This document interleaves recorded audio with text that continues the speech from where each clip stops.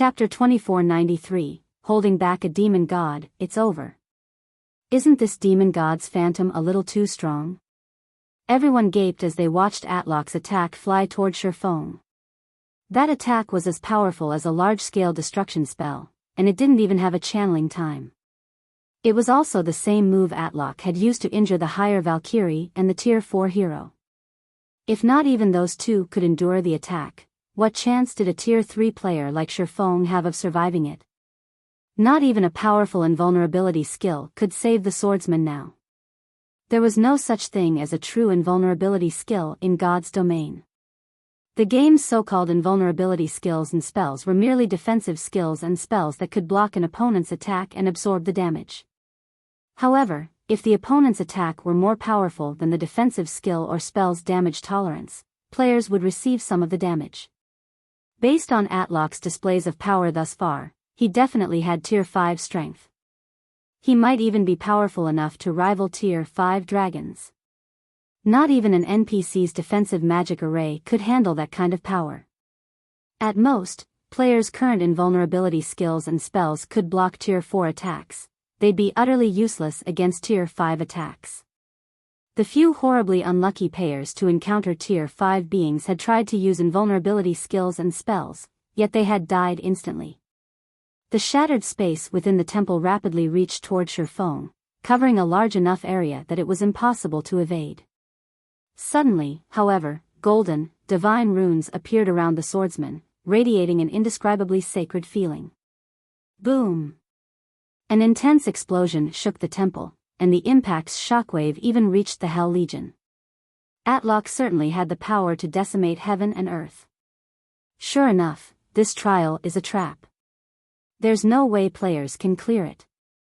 Every member of the Hell Legion shook their head and sighed as clouds of dust obscured the temple. If Atlok hadn't used such an unbeatable move, Shurfong might have secured the inferior legendary treasure chest with the help of his higher Valkyrie and Tier 4 hero. Unfortunately, the demon god's phantom was too powerful. Current players had no hope against it. Seeing this, Zero Wing's members wore grim expressions. Shurfong and Zero Wing could recover if he suffered a normal death, but if he died in this temple, he'd have to remake his account. Wait! I see a golden light within the temple. Just as everyone assumed the fight was over, someone noticed a faint, golden glow radiating from within the dusky temple. He blocked it? Hell Rush stared at the settling dust clouds and quickly spotted Shurfong, still standing before the inferior legendary treasure chest. The swordsman was battered and had lost more than half of his HP, but the demon god's attack hadn't slain him. Is he even human? When the other Hell Legions saw this, they were beyond astonished. A Tier 5 dragon could destroy an entire city in one hit, but even after taking an attack of that caliber, Shurfong had survived, only losing a little over half of his HP. His defenses were heaven-defying. You're quite lucky, puny adventurer. You managed to break through at the last moment and strengthen the magic array in that despicable ring of yours, Atlok said, glaring at Shurfong. The mana within the temple then turned frosty. However, your luck ends here.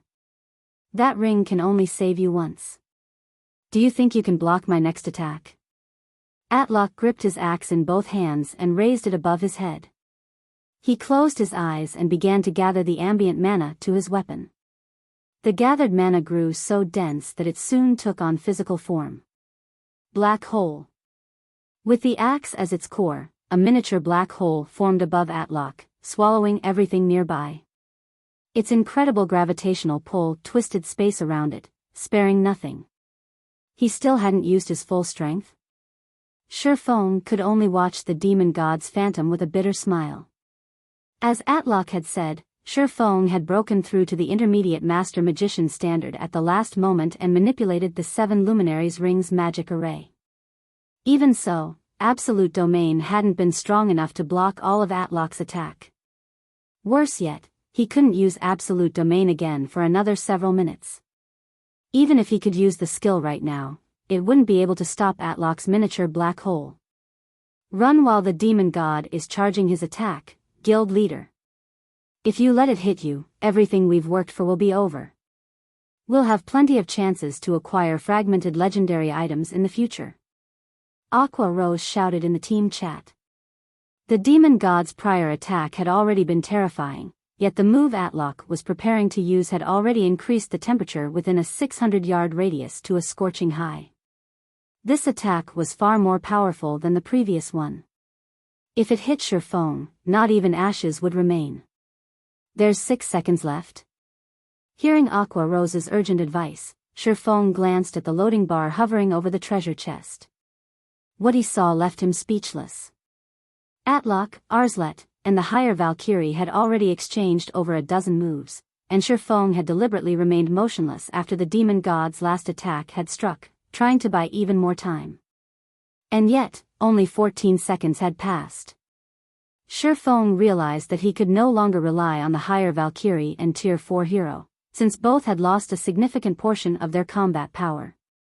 Escape? Do you honestly think I'll let you? Atlock realized what was going through Shifeng's mind when he saw the swordsman's expression. Sneering, he continued, since you've dared to plunder my treasure chest without passing my trial, only one outcome awaits you. The space around the miniature black hole froze, and Shifeng could hardly move, let alone use teleportation magic. Thief, begone from God's domain. Atlock's eyes began to glow with a strange, crimson light, and he swung his axe in a downward arch, pushing the miniature black hole toward Shifeng. The demon god's weapon crumbled and merged with the black hole in the process.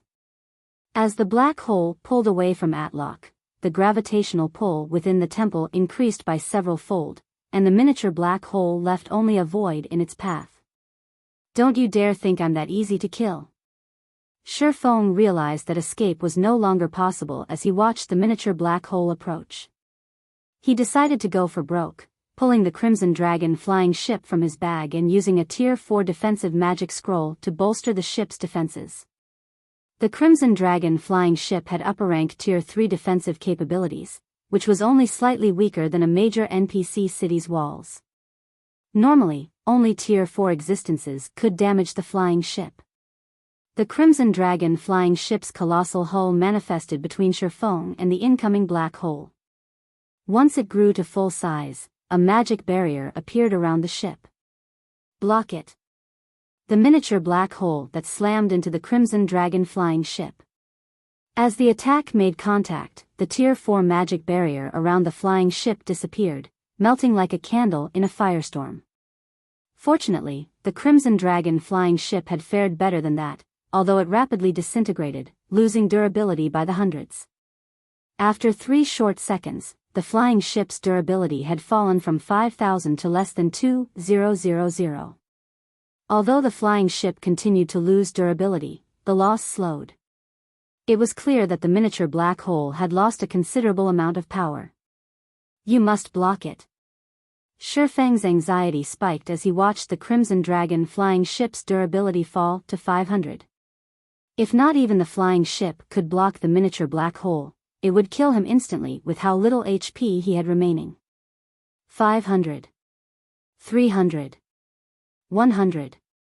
Shifeng thought everything was over the moment the Crimson Dragon flying ship's durability hit 0, but the miniature black hole began to fade away. A short moment later, space within the temple returned to normal. By the time the black hole had disappeared, the inferior legendary treasure chest's activation had ended. Colorful lights filled the entire temple, so dazzling that one could see them from anywhere on the Star Tomb's 2nd floor. Success! Shifeng was ecstatic to see the treasure chest's lid open. He reached into the chest without any hesitation, grabbing the items and tossing them into his epic spatial bag, one after another, not bothering to inspect them. Read latest chapters at Wuxia World. EU. Despite Shifeng's speed, however, the treasure chest was too large, and the items within weren't organized. Moreover, the treasure chest contained over 20 items. By the time Shifeng collected the 10th item, Atlock was mad with wrath. You'll never leave this place alive, thief! Atlock bellowed. Shifeng heard the sound of shattering chains, and the demon god's phantom grew from Tier 4 to Tier 5. The phantom now exuded enough power that even Hell Rush and his Hell Legion, who had remained far away from the temple, shuddered in fear. Their instincts screamed at them to flee. Crap! Everyone, run! Shifeng gave Atlok, who was going berserk, a grim look. He hadn't expected the situation to develop like this. After he gave the command to retreat, he promptly used the Tier 3 instantaneous movement scroll he had prepared beforehand. Chapter 2494, Legendary Event. When Shifeng disappeared, Atlok became even more incensed. You think you can escape my grasp, thief? The demon god's eyes narrowed as he shifted his gaze to the forest's southern end. With a cutting hand gesture, Atlok created a spatial gate, stepping into it and leaving only Anna, Arslet, and the higher Valkyrie in the temple. As Atlok left, the temple began to fade away. The players outside of the temple gasped as it did. They had never dreamed that Shifeng would get away, accomplishing a feat that not even the West's various superpowers could overcome. Although Shifeng had relied on a cheat-like method to do so, it was an undeniable fact that he had secured the treasure from a demon god's temptation. What surprised everyone more, however, was the fact that the demon god's phantom had reached Tier 5 at the very last minute. After witnessing the demon god's phantom's combat power at Tier 4, they all knew that it was practically invincible at this stage of the game now that it had reached Tier 5. Destroying an entire empire should be a piece of cake for the being, much less an entire kingdom. Furthermore, the demon god's phantom had left the temple to chase down Shifeng. The situation was simply absurd. Commander, let's get out of here. If that demon god returns, it won't rest until every last one of us is dead. Thunder Beast urged Hell Rush once Atlok had left through the spatial gate. Even without Shifeng's warning to flee, they knew how dangerous their current predicament was. Retreat. Hell Rush could only sigh as he glanced toward the forest's southern area. Although Shifeng had secured the treasure, a Tier 5 demon god's phantom was now hunting him. Shifeng's chances of surviving were practically non-existent. An enraged Tier 5 demon god was no trivial existence. Not even a Tier 5 dragon would escape Atlok's wrath. While the Hell Legion and Zero Wings experts pulled back to the passage leading to the Star Tomb's first floor, Shifeng, who had fled by using a Tier 3 instantaneous movement scroll, activated disintegration power, forcing himself to Tier 4. He then activated Gale Domain and flew toward the Star Tomb's exit with as much haste as possible, no slower than a flying mount. Before Shifeng had made it 2,000 yards, however, a spatial gate opened in his path, and Atlok emerged. He teleported here directly? The sight of the demon god's phantom left Shifeng speechless. He hadn't expected Atlok to be this vicious. Based on what Shifeng remembered from his past, the demon god's phantom guarding the temple shouldn't chase after a player once they left the temple with the treasure, yet not only had Atlok continued the chase, but the demon god's phantom had teleported to him, as well. I will eliminate every trace of your soul from this world, thief. The moment Atlok spotted his prey, he began to chant an incantation. The sky above Shifeng shattered, and an endless torrent of fire descended, covering a 4,000-yard radius. Tier 5 Curse, Extinction Flames. Normally, Tier 5 Divine Mages needed over a dozen seconds to cast this spell, yet Atlok cast it instantaneously. To make matters worse, players couldn't even use Tier 3 instantaneous movement scrolls within Extinction Flames AoE. Noticing the inferno from a distance, the Hell Legion and Zero Wings members were astonished. Even from so far, they could see flames engulf the area above the entire southern forest, threatening to devour the wooded area. How could anybody escape such a terrifying attack? Suddenly a spatial tear opened before the team, and a figure jumped through it. The figure was none other than Shifeng, who looked incredibly miserable. His HP was already in the red. Guild leader Black Flame? You actually managed to escape. Hell Rush was surprised to see the swordsman. The rest of the team could only stare at Shifeng in shock. The demon god had clearly used a Tier 5 curse against Shifeng, yet he had escaped with his life. It was unbelievable. Everyone, get ready. The demon god's phantom hasn't noticed me yet. I'll open a spatial gate that teleports us to the first floor. As soon as it opens, go through it. Shifeng shouted his command when his teammates only stared at him. The only way to flee from a Tier 5 curse like Extinction Flames was to teleport out of range with a Tier 4 instantaneous movement scroll. Although Shifeng didn't have one on hand, he had the 7 Luminaries Ring, an extraordinary life-saving tool. With the 7 Luminaries Ring space movement, he could teleport to any location within a 600,000-yard radius, but when he had jumped into the spatial tear the skill created, the curse's flames had followed, scorching him and nearly taking his life. Fortunately, he had activated disintegration power, which temporarily granted him a Tier 4 player's defense and HP. If he had only relied on Heavenly Dragon's power's defense and HP, that attack would have been the end of him. However, space movement had a 3-minute cooldown. If the demon god came at him again, he wouldn't survive. He couldn't just leave the Hell Legion and his comrades here, and now that Atlok was so furious, the demon god's phantom would transform every inch of the Star Tomb into a land of death. Aqua Rose and the others could only survive if they left the regional dungeon now. Shifeng didn't waste any time in summoning the spatial gate.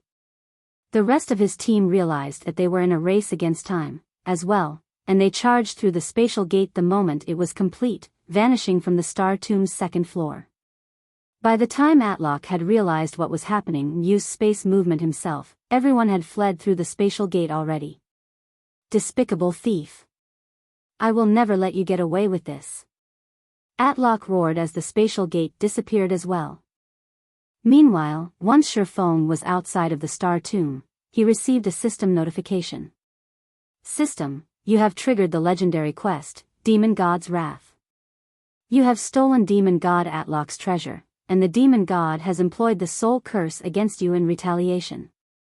Not only will Demon God Atlok and his kin hunt you, but you will suffer triple the death penalty. In addition, you will lose 1 level every 7 days. Once your level falls below level 100, the Demon God will find you. Quest content: kill Demon God Atlok's phantom doppelganger. No time limit. Quest reward unknown. As Shifeng received the system notification, everyone else heard the sound of a system announcement. Star Valley Region System Announcement: a player has triggered Star Valley's legendary event, Demon God's Wrath. A Demon God's Shrine will activate in Star Valley in 1 day. Players will have the opportunity to receive the Demon God's legacy at that time. The system announcement repeated 3 times, and all players within Star Valley heard it clearly. For a time, an uproar shook Star Valley to its very core. Chapter 2494, Legendary Event. When Shifeng disappeared, Atlox became even more incensed. You think you can escape my grasp, thief? The demon god's eyes narrowed as he shifted his gaze to the forest's southern end. With a cutting hand gesture, Atlok created a spatial gate, stepping into it and leaving only Anna, Arslet, and the higher Valkyrie in the temple. As Atlok left, the temple began to fade away. The players outside of the temple gasped as it did. They had never dreamed that Shifeng would get away, accomplishing a feat that not even the West's various superpowers could overcome. Although Shifeng had relied on a cheat-like method to do so, it was an undeniable fact that he had secured the treasure from a demon god's temptation. What surprised everyone more, however, was the fact that the demon god's phantom had reached Tier 5 at the very last minute. After witnessing the demon god's phantom's combat power at Tier 4, they all knew that it was practically invincible at this stage of the game now that it had reached Tier 5. Destroying an entire empire should be a piece of cake for the being, much less an entire kingdom. Furthermore, the demon god's phantom had left the temple to chase down Shifeng. The situation was simply absurd. Commander, let's get out of here. If that demon god returns, it won't rest until every last one of us is dead. Thunder Beast urged Hell Rush once Atlok had left through the spatial gate. Even without Shifeng's warning to flee, they knew how dangerous their current predicament was. Retreat. Hell Rush could only sigh as he glanced toward the forest's southern area. Although Shifeng had secured the treasure, a Tier 5 demon god's phantom was now hunting him. Shifeng's chances of surviving were practically non-existent. An enraged Tier 5 demon god was no trivial existence. Not even a Tier 5 dragon would escape Atlok's wrath. While the Hell Legion and Zero Wings experts pulled back to the passage leading to the Star Tomb's first floor, Shifeng, who had fled by using a Tier 3 instantaneous movement scroll, activated disintegration power, forcing himself to Tier 4. He then activated Gale Domain and flew toward the Star Tomb's exit with as much haste as possible, no slower than a flying mount. Before Shifeng had made it 2,000 yards, however, a spatial gate opened in his path, and Atlok emerged. He teleported here directly? The sight of the demon god's phantom left Shifeng speechless. He hadn't expected Atlok to be this vicious. Based on what Shifeng remembered from his past, the demon god's phantom guarding the temple shouldn't chase after a player once they left the temple with the treasure, yet not only had Atlok continued the chase, but the demon god's phantom had teleported to him, as well. I will eliminate every trace of your soul from this world, thief. The moment Atlok spotted his prey, he began to chant an incantation. The sky above Shifeng shattered, and an endless torrent of fire descended, covering a 4,000-yard radius. Tier 5 Curse, Extinction Flames. Normally, Tier 5 Divine Mages needed over a dozen seconds to cast this spell, yet Atlok cast it instantaneously. To make matters worse, players couldn't even use Tier 3 instantaneous movement scrolls within Extinction Flames AoE. Noticing the inferno from a distance, the Hell Legion and Zero Wings members were astonished. Even from so far, they could see flames engulf the area above the entire southern forest, threatening to devour the wooded area. How could anybody escape such a terrifying attack? Suddenly a spatial tear opened before the team, and a figure jumped through it. The figure was none other than Shifeng, who looked incredibly miserable. His HP was already in the red. Guild Leader Black Flame? You actually managed to escape. Hell Rush was surprised to see the swordsman. The rest of the team could only stare at Shifeng in shock. The demon god had clearly used a Tier 5 curse against Shifeng, yet he had escaped with his life. It was unbelievable. Everyone, get ready. The demon god's phantom hasn't noticed me yet. I'll open a spatial gate that teleports us to the first floor. As soon as it opens, go through it. Shifeng shouted his command when his teammates only stared at him. The only way to flee from a Tier 5 curse like Extinction Flames was to teleport out of range with a Tier 4 instantaneous movement scroll. Although Shifeng didn't have one on hand, he had the 7 Luminaries Ring, an extraordinary life-saving tool. With the 7 Luminaries Ring space movement, he could teleport to any location within a 600,000-yard radius, but when he had jumped into the spatial tear the skill created, the curse's flames had followed, scorching him and nearly taking his life. Fortunately, he had activated disintegration power, which temporarily granted him a Tier 4 player's defense and HP. If he had only relied on Heavenly Dragon's power's defense and HP, that attack would have been the end of him. However, space movement had a 3-minute cooldown. If the demon god came at him again, he wouldn't survive. He couldn't just leave the Hell Legion and his comrades here, and now that Atlok was so furious, the demon god's phantom would transform every inch of the Star Tomb into a land of death.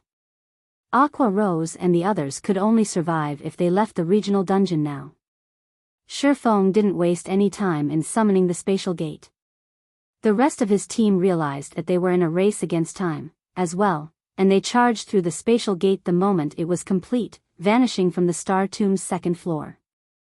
By the time Atlok had realized what was happening and used space movement himself, everyone had fled through the spatial gate already. Despicable thief. I will never let you get away with this. Atlok roared as the spatial gate disappeared as well. Meanwhile, once Shifeng was outside of the Star Tomb, he received a system notification. Read latest chapters at Wuxia World. EU system, you have triggered the legendary quest, Demon God's Wrath. You have stolen Demon God Atlok's treasure, and the Demon God has employed the soul curse against you in retaliation. Not only will Demon God Atlok and his kin hunt you, but you will suffer triple the death penalty. In addition, you will lose 1 level every 7 days. Once your level falls below level 100, the demon god will find you. Quest content: kill demon god Atlok's phantom doppelganger. No time limit. Quest reward unknown. As Shifeng received the system notification, everyone else heard the sound of a system announcement. Star Valley Region System Announcement: a player has triggered Star Valley's legendary event, Demon God's Wrath. A Demon God's Shrine will activate in Star Valley in one day. Players will have the opportunity to receive the Demon God's legacy at that time. The system announcement repeated 3 times, and all players within Star Valley heard it clearly. For a time, an uproar shook Star Valley to its very core. Chapter 2495, Star Valley Shaken. Star Valley has a Demon God's legacy, L? What's going on?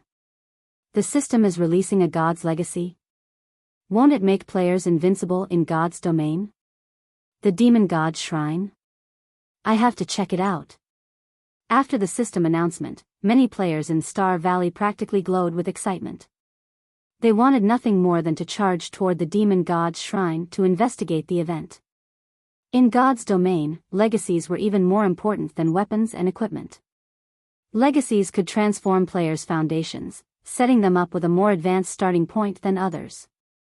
With a powerful legacy, players could also learn stronger skills or spells. They could even obtain top-tier weapons and equipment that were specific to their legacy. An ordinary legacy could boost an ordinary player into the ranks of experts. However, legacies were incredibly rare in God's domain, even rarer than epic items. Most importantly, legacies weren't publicly available. Players could only obtain one through luck. And yet, not only did the Demon God's Shrine offer a legacy to the general public, but the system had also declared that it was a Demon God's legacy. This wasn't just some random legacy, barely related to the Demon God. Why wouldn't players go crazy over this news? God's legacies were the highest-ranking legacies in God's domain. Even the various super guilds' big shots dreamed of obtaining one. Unfortunately, God's legacies were so rare that players could only find them if they were truly lucky. While the players in Star Valley were in an uproar, news had reached the various superpowers. What? A Demon God's legacy? Someone has managed to uncover a Demon God's legacy. Look into this matter immediately. Find out who was responsible for activating the Demon God's Shrine. That player must have more details about the development. I want all of our guild's Tier 3 experts sent to Star Valley immediately. We must secure the Demon God's legacy before the other powers. The various superpowers went mad when they learned of the Demon God's Shrine, dispatching organized expert teams to Star Valley. They also ordered investigations into the player responsible for activating the shrine. For a time, the various powers experts and independent experts flooded Star Valley. While all of these players gathered, hunting for the Demon God's Shrine, silence reigned over the Hell Legion, which rested a short distance away from the Star Tomb. None of them were sure whether they should congratulate Shifeng or pity him.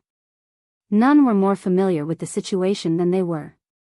Shifeng was responsible for activating the Demon God's Shrine in Star Valley and for the availability of a God's legacy, yet he couldn't have anything to do with it.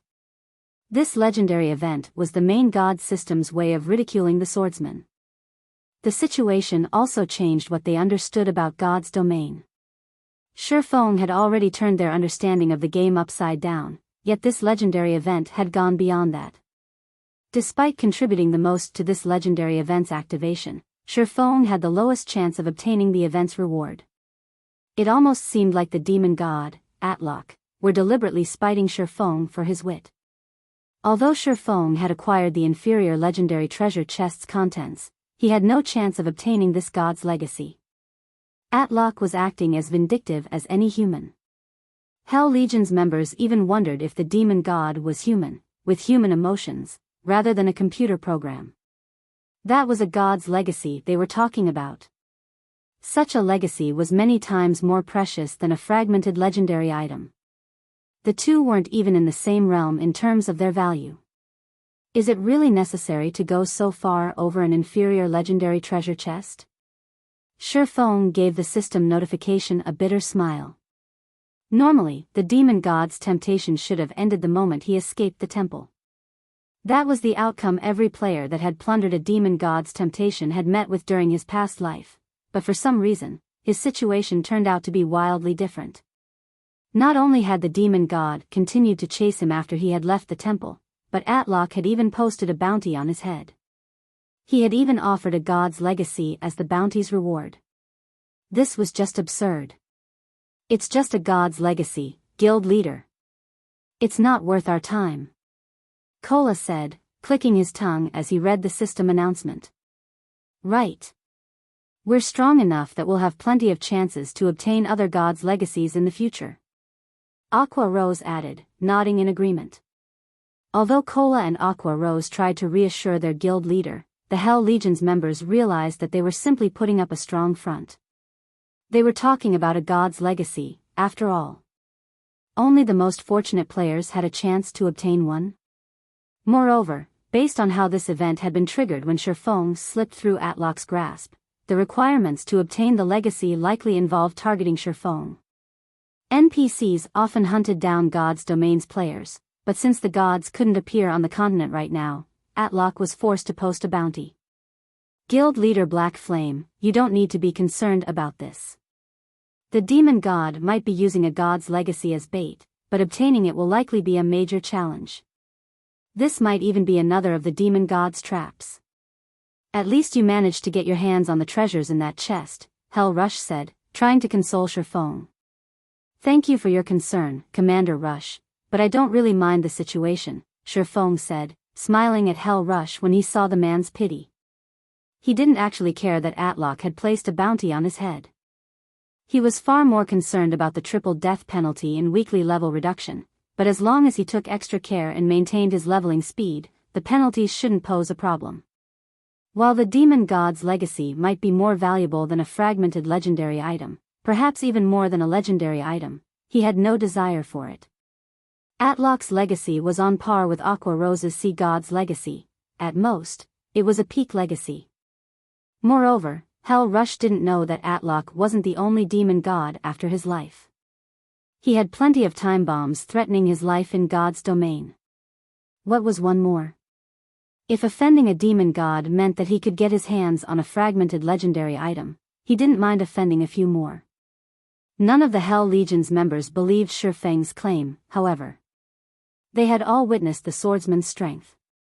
If anyone had a chance of obtaining the demon god's legacy, it'd be Shifeng, but since the man in question had brushed the issue off, they could only nod and smile in response. Read latest chapters at Wuxia World. EU, right, guild leader, what did you get from the treasure chest? Kola eagerly asked, ignoring the Hell Legion's skeptical looks. Kola's question reminded Shifeng that he hadn't inspected the items. He immediately opened his back to see what he had won. He had been too busy fleeing for his life earlier, so he hadn't had the time to investigate his loot. Once he had escaped the Star Tomb, his personal system notification and the regional announcement had demanded his attention. As Shifeng inspected the items, he was stunned. It's no wonder why that demon god's reaction was so extreme. If I had been in his position, I'd have gone crazy, too. When Shifeng saw the crystal radiating divine might in his bag, realization dawned on him. Chapter 2496, Inferior Legendary Treasure Chests Treasures, What's Wrong, Guild Leader? Aqua Rose asked, curious when she saw Shifeng's odd expression. They had gone to great lengths to loot the shrine's treasure chest. If the items weren't valuable, they'd have suffered a great loss. It's nothing. I'm just surprised by how excellent our harvest is, Shifeng said, chuckling. Not only did we obtain a few legendary materials and the Star of Light I was after, but we've also obtained an epic weapon set, a fragmented legendary item, and a dark gold set equipment forging design. Shifeng then shared the information on the several weapons, equipment, and design he had obtained in the team chat. He had no intention of the items. Absolute Shadow, Dagger, Main Hand, Epic Rank, Level 100, Level 150 Equipment Requirement, Strength 2, 3 attributes adjust according to user's level. Attack Power plus 6,325, Level 100, strength plus 422, agility plus 376, endurance plus 350, attack speed plus 18. Attacks carry the power of shadows. During attacks, reduce target's defense by 30%, 35% chance to cause 270% damage, 10% chance to trigger Shadow Raid, increasing user's attack speed by 40% for 3 seconds. When equipped, main attribute increased by 10%, secondary attributes increased by 8%, reaction speed increased by 10%, all of weapon skills effects increased by 10%, completion rate with all weapon skills increased by 2%, ignore levels plus 10. Additional passive skill, Shadow Strike. Every attack accumulates 1 point of shadow energy, independent from sub-absolute shadow. When 12 points of shadow energy have been accumulated, all shadow energy will automatically release, increasing user strength by 100%. Set effect: when both main and sub-absolute shadow are equipped, main attribute increased by an additional 15%, secondary attributes increased by an additional 10%, physique increased by an additional 15%, gain the finishing skill, Dark Dance. Dark Dance. When activated, user enters stealth and attack speed increases by 20%, and movement speed increases by 30%. User leaves stealth if attacked or attacking. Duration, 15 seconds cooldown, 10 minutes, absolute shadow, dagger, subhand, epic rank, level 100, level 150. Equipment requirement, strength 2100. Attributes adjust according to user's level. Attack power plus 5725, level 100, strength plus 385, agility plus 355, endurance plus 324. Attack speed plus 16. Attacks carry the power of shadows. During attacks, armor penetration increased by 20%, 25% chance to cause 300% damage, 15% chance to trigger Phantom Strike, creating an impact equivalent to 120% of user strength to a 3 by 15 yard area. When equipped, main attribute increased by 10%, secondary attributes increased by 7%, reaction speed increased by 10%, all of weapon skills effects increased by 10%, completion rate with all weapon skills increased by 2%, ignore levels plus 10. Additional passive skill, Frenzied Shadow. Every attack accumulates 1 point of shadow energy, independent from main absolute shadow. When 30 points of shadow energy have been accumulated, all shadow energy will automatically release, increasing user's attack speed by 30% for 3 seconds. Magic Light Pendant, Necklace, Fragmented Legendary Rank, Equipment Requirement, Intelligence 2000, Vitality 2100. Attributes adjust according to user's level. When equipped, all attributes increased by 35%, obtain Magic Light Body, increasing physique and mana affinity by 30%. Additional passive skill 1, Mana Draw, draws mana from the environment to recover user's mana. User regenerates 1% of their maximum mana every 5 seconds. Additional passive skill 2, Mana Heart, all spell effects increased by 30%. All casting time reduced by 25%. All spell completion rates increased by 5%. Additional active skill, Mana Recharge, forcefully elevates all spell effects by 1 tier, to a maximum of tier 5, for 12 seconds. Cooldown, 3 hours, Dark Demon Set Forging Design, Dark Gold Rank, Set Level, Level 110, Level 125 6-piece set. Dark Demon Gauntlets, Dark Demon Breastplate, Dark Demon Helmet, Dark Demon Leg Guards, Dark Demon Boots, Dark Demon Bracers. Class restriction. Plate Armor classes. Set effect, 4-piece effect, increases main attribute by 10% and all skill completion rates by 3%. 6-piece effect, increases physique by 20%. Upgrades physical armor to magic armor. When they saw the several items details, both Zero Wings members and the Hell Legion were stupefied. Aren't this inferior legendary treasure chests items a little too awesome? They're more than awesome. If an assassin equipped those daggers, they could reach for the heavens. Not only would their attack power be off the charts, but they could kill other players undetected. Those daggers are impressive, but they're garbage compared to the necklace for magical classes. I bet I could even challenge my Tier 4 promotion quest as soon as I meet the level requirement with that necklace. That dark gold set equipment is just as incredible. The 6-piece set effect actually converts the set's defensive rank into magic armor. Opponents would have a hard time dealing damage to a player in that set. If an entire team could wear the Dark Demon set, they'd become an unstoppable army. Every member of the Hell Legion drooled when they saw the items. They had never dreamed that Zero Wing would gain such astounding items. Not only had Shifeng secured a fragmented legendary item, but he had also obtained a top-tier epic weapon set and dark gold set equipment forging design. These items were likely as valuable as the demon god's legacy. Hell Rush was particularly jealous, especially when he saw the Dark Demon set. It was godly equipment for plate armor classes. For a moment, he even forgot about the demon god's legacy. Magic armor was closest to rivaling divine armor. Not only did it reduce the damage from non-piercing attacks of the same tier by 30%, but it also reduced magic damage by a significant margin. It even doubled the damage reduction from attacks of a lower tier.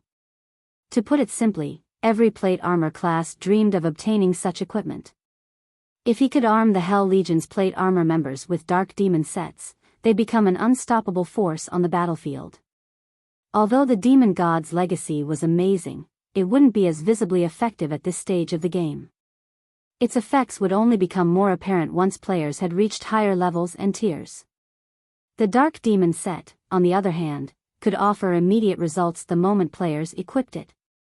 After seeing these items, Hell Rush was certain that Shifeng hadn't suffered from this transaction. Shifeng might have lost an opportunity to gain a legacy, but with these items, he could boost the strength of Zero Wing's main force. They'd be particularly helpful when Zero Wing raided super large-scale team dungeons. You're too impulsive, guild leader. You shouldn't have shared that information. Now, it won't be long before the various superpowers find out about those items. Some of them will try to take them from us, especially aiming for that magic light pendant. I'm afraid that the various superpowers' magical class experts will do everything in their power to get their hands on it, Aqua Rose scolded. She had felt a little exasperated when Shifeng had shared the weapons and equipment's details with the Hell Legion's members. She realized that Shifeng wanted to reassure that Zero Wing hadn't suffered, but exposing a fragmented legendary item like the magic light pendant was unwise. It won't hurt anything if they know. Besides, hostile powers will assume that we've gained something powerful even if we didn't say anything.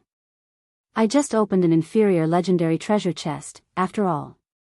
Rather than let them guess blindly and target us in secret, they might as well know everything. That way, we can reduce the risks, Shifeng said, chuckling. Alright, it's about time for us to head back. Hiding the details of his harvest wouldn't have been an issue if the Hell Legion hadn't watched him open the inferior legendary treasure chest, but they had seen everything. Hiding his harvest was impossible. He'd much rather reveal the items and use them to elevate Zero Wing's fame than encourage the various superpowers to hunt the guild in the dark to find out what he had obtained. Top-tier weapons and equipment were always a hot topic among players. As the public learned about these items, they'd come to know about Zero Wing. Read latest chapters at Wuxia World. He had another purpose for revealing these items to the Hell Legion. He needed to conceal the crystal inside his bag. That crystal alone was worth more than the other items combined. Even high-tiered NPCs would try to take the crystal from him if they found out about it. He wouldn't even be surprised if an NPC attacked within an NPC city. This crystal was actually a god's heart, something even more precious than legendary items. The small crystal was enough to cause an uproar across all of God's domain. Shifeng didn't even dare to appraise the crystal at the moment, much less take it out of his bag. On the off chance that the crystal caused a commotion, he'd die from regret. With that said, Shifeng retrieved a return scroll and teleported back to the Starlight Fortress. He had lingered in the Star Tomb for long enough. Chapter 2497, Changes to the Starlight Fortress. Star Valley, Starlight Fortress. As Shifeng and the others returned to the Starlight Fortress, they were surprised by the sight that greeted them. Players now crowded the previously unpopular Starlight Fortress, and some hadn't even reached level 100 yet. These players hawked their wares from the fortress's streets, selling all kinds of resistance potions and equipment. Some of them even sold level 100 plus secret silver weapons and equipment. Such prosperity made it hard to imagine that the Starlight Fortress was a small fortress that had only opened less than a week ago. It looked more like a medium fortress that had been open to the public for several months. Why are so many players here? Thunder Beast was stunned and confused as he glanced at the crowded streets. He knew that very few players, other than Divine Tribe and his team, had been in the fortress before they had left on their expedition. The Starlight Fortress's entrance fee and general expenditures were exorbitant, after all. Remaining in the fortress for one extra day alone cost players another magic crystal. Not even experts like him could tolerate such a high price, not to mention normal players. With how Shurfeng ran the fortress, Thunder Beast thought he would be fortunate to earn enough to sustain the fortress's daily operations. But contrary to his expectation, the Starlight Fortress practically overflowed with wealth, most of which came in the form of magic crystals. This fortress was almost more profitable than a grade 3 or vein. The situation even astonished Hell Rush. Even if the Demon God's Shrine has attracted quite a few players to Star Valley, the Starlight Fortress shouldn't have developed so quickly. What exactly happened here? Hell Rush watched the players wander the fortress's streets in confusion. He had expected the Starlight Fortress to become a popular location in Star Valley.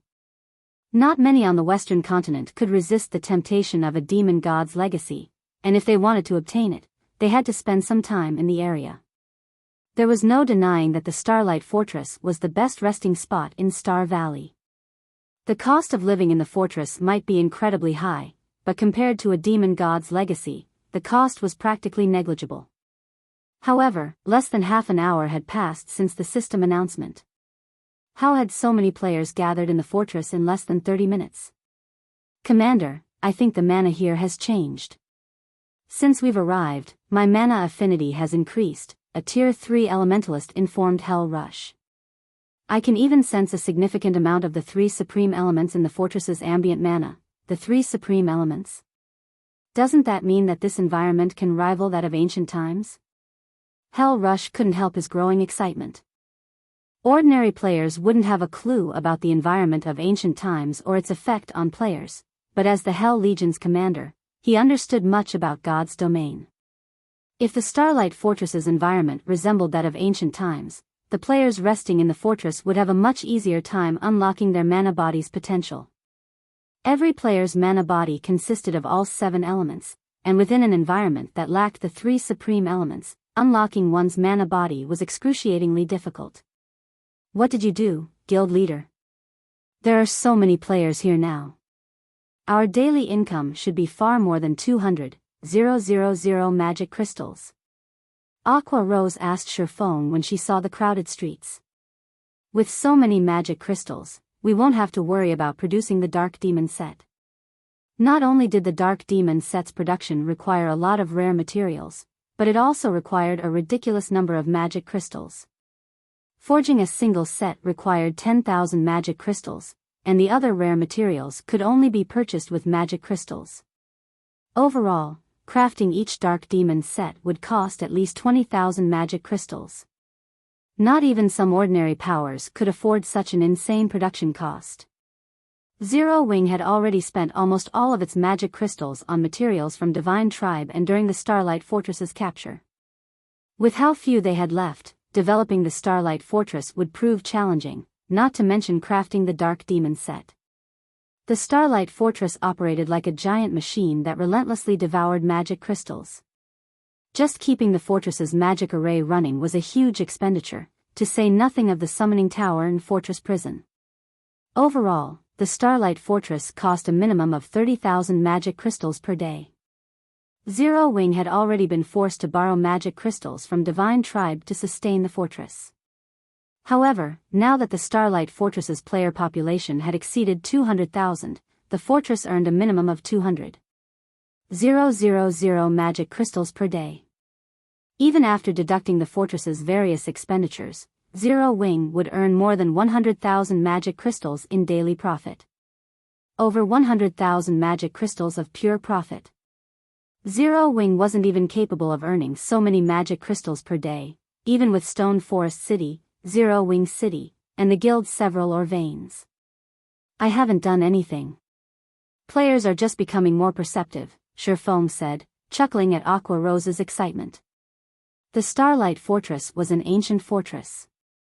Once it opened to the public, it would gradually attract the three supreme elements from its surroundings to recreate its original environment. However, this was a very long and arduous process. It would still take some time before the fortress had an environment that could rival that of ancient times. Even so, the feature was incredibly precious to God's Domain's players.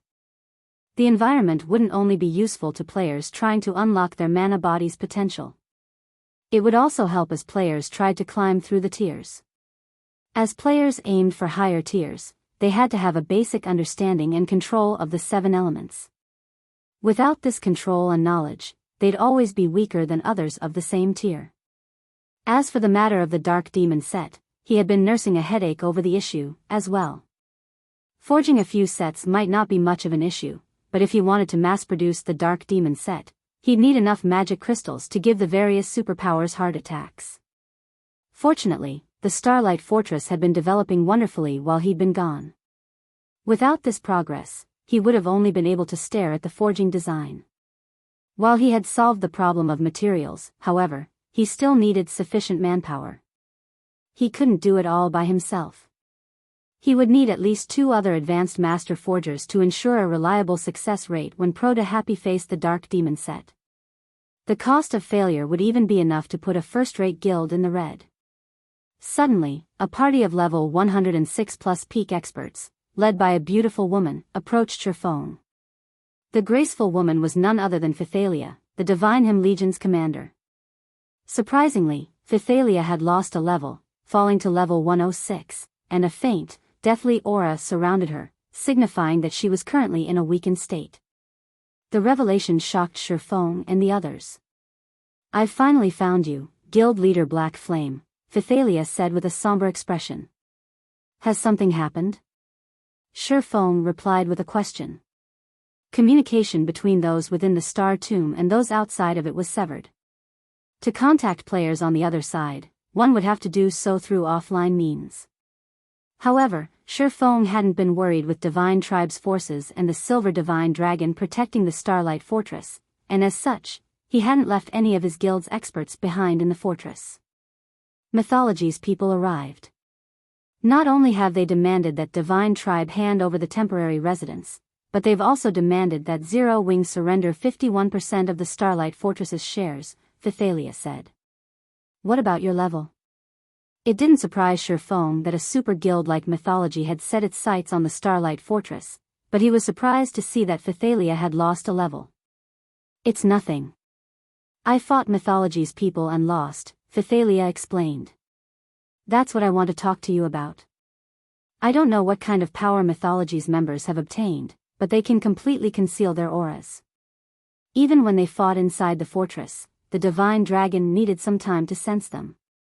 If Mythology causes more chaos in the fortress, I'm afraid that we won't be able to contain it. Even you weren't a match for them?" Hell Rush was stunned to hear about the recent events. Read latest chapters at Wuxia World.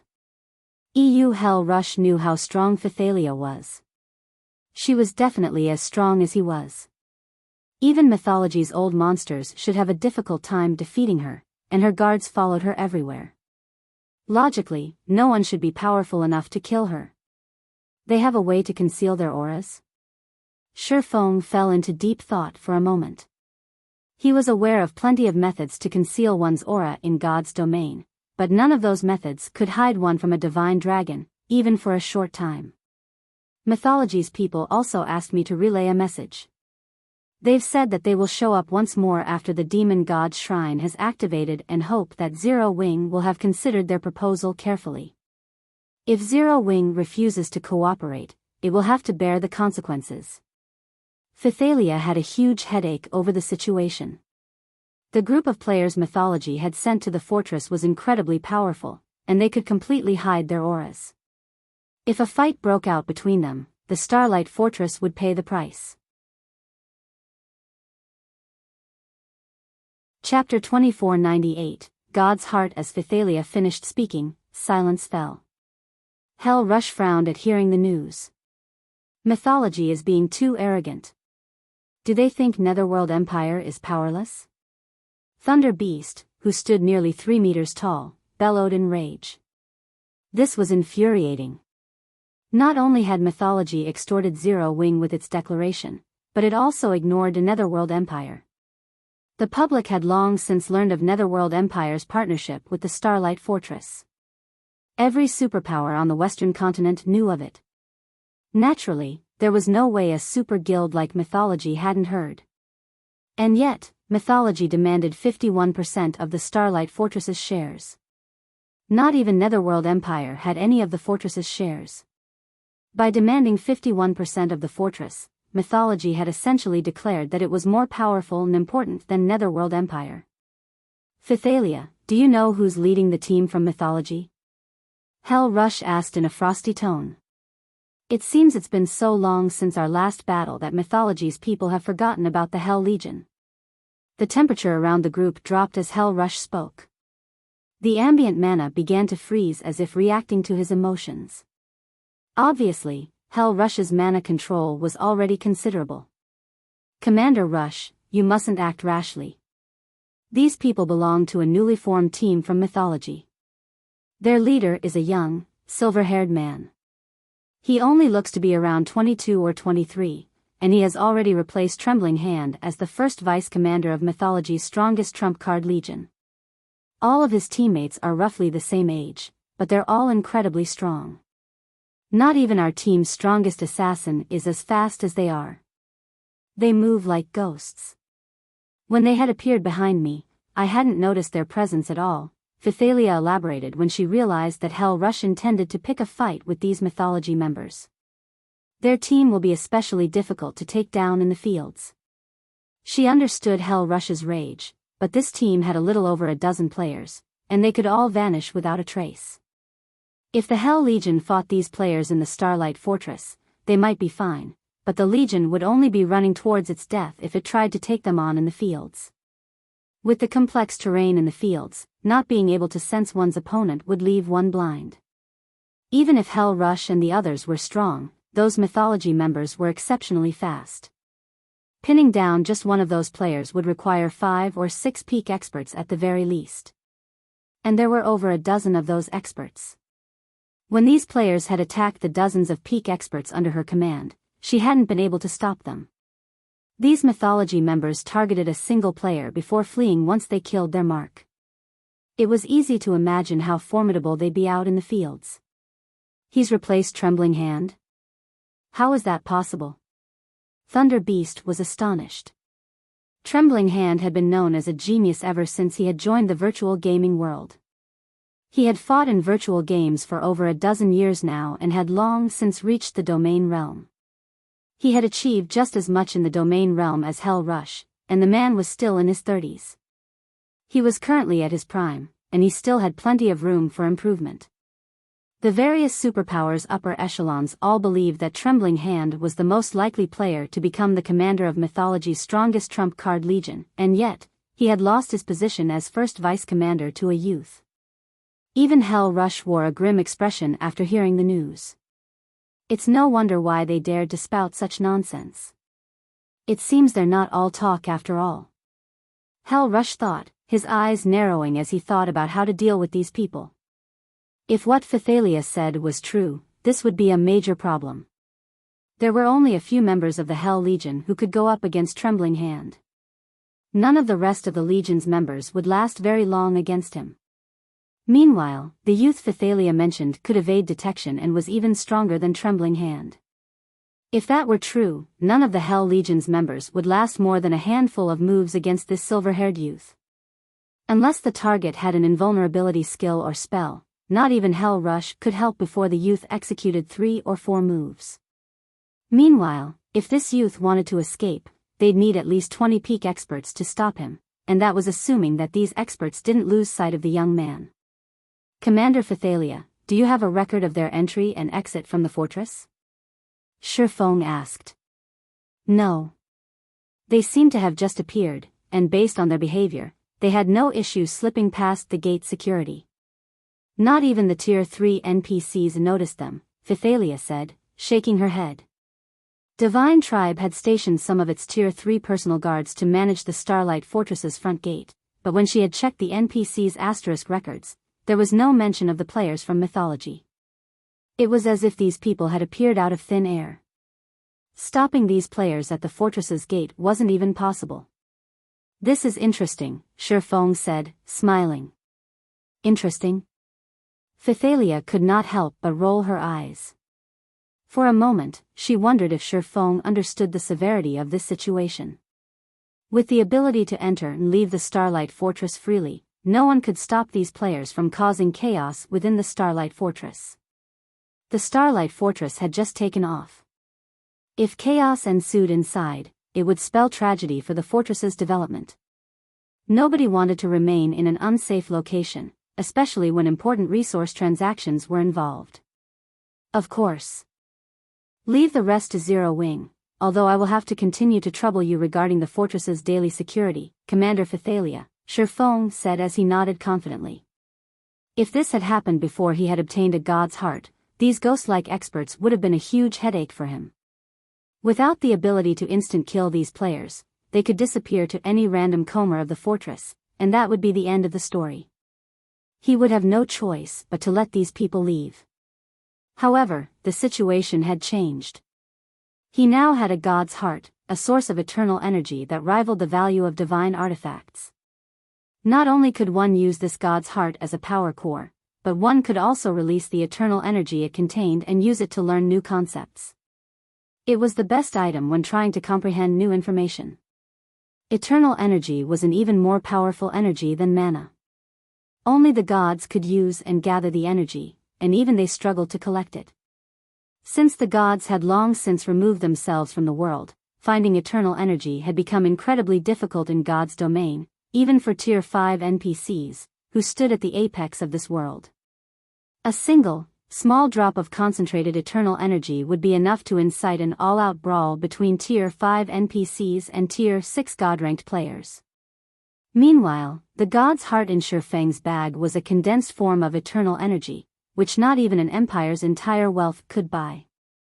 Initially, Shi Feng had wanted to learn the rest of the memory crystal's content once he had returned to the eastern continent and found an ideal venue for studying the information. Tier 3 players' foundations were their mana bodies, and only by unlocking his epic mana body's potential could he display his full strength. He'd then be able to explore the maps that contained Solomon's sword's remaining fragments. Hence, he needed a location that could help him gain the most benefit from the Eliade's memory crystal. However, now that he had a god's heart, he wouldn't have to go to such great lengths to learn the crystal's contents.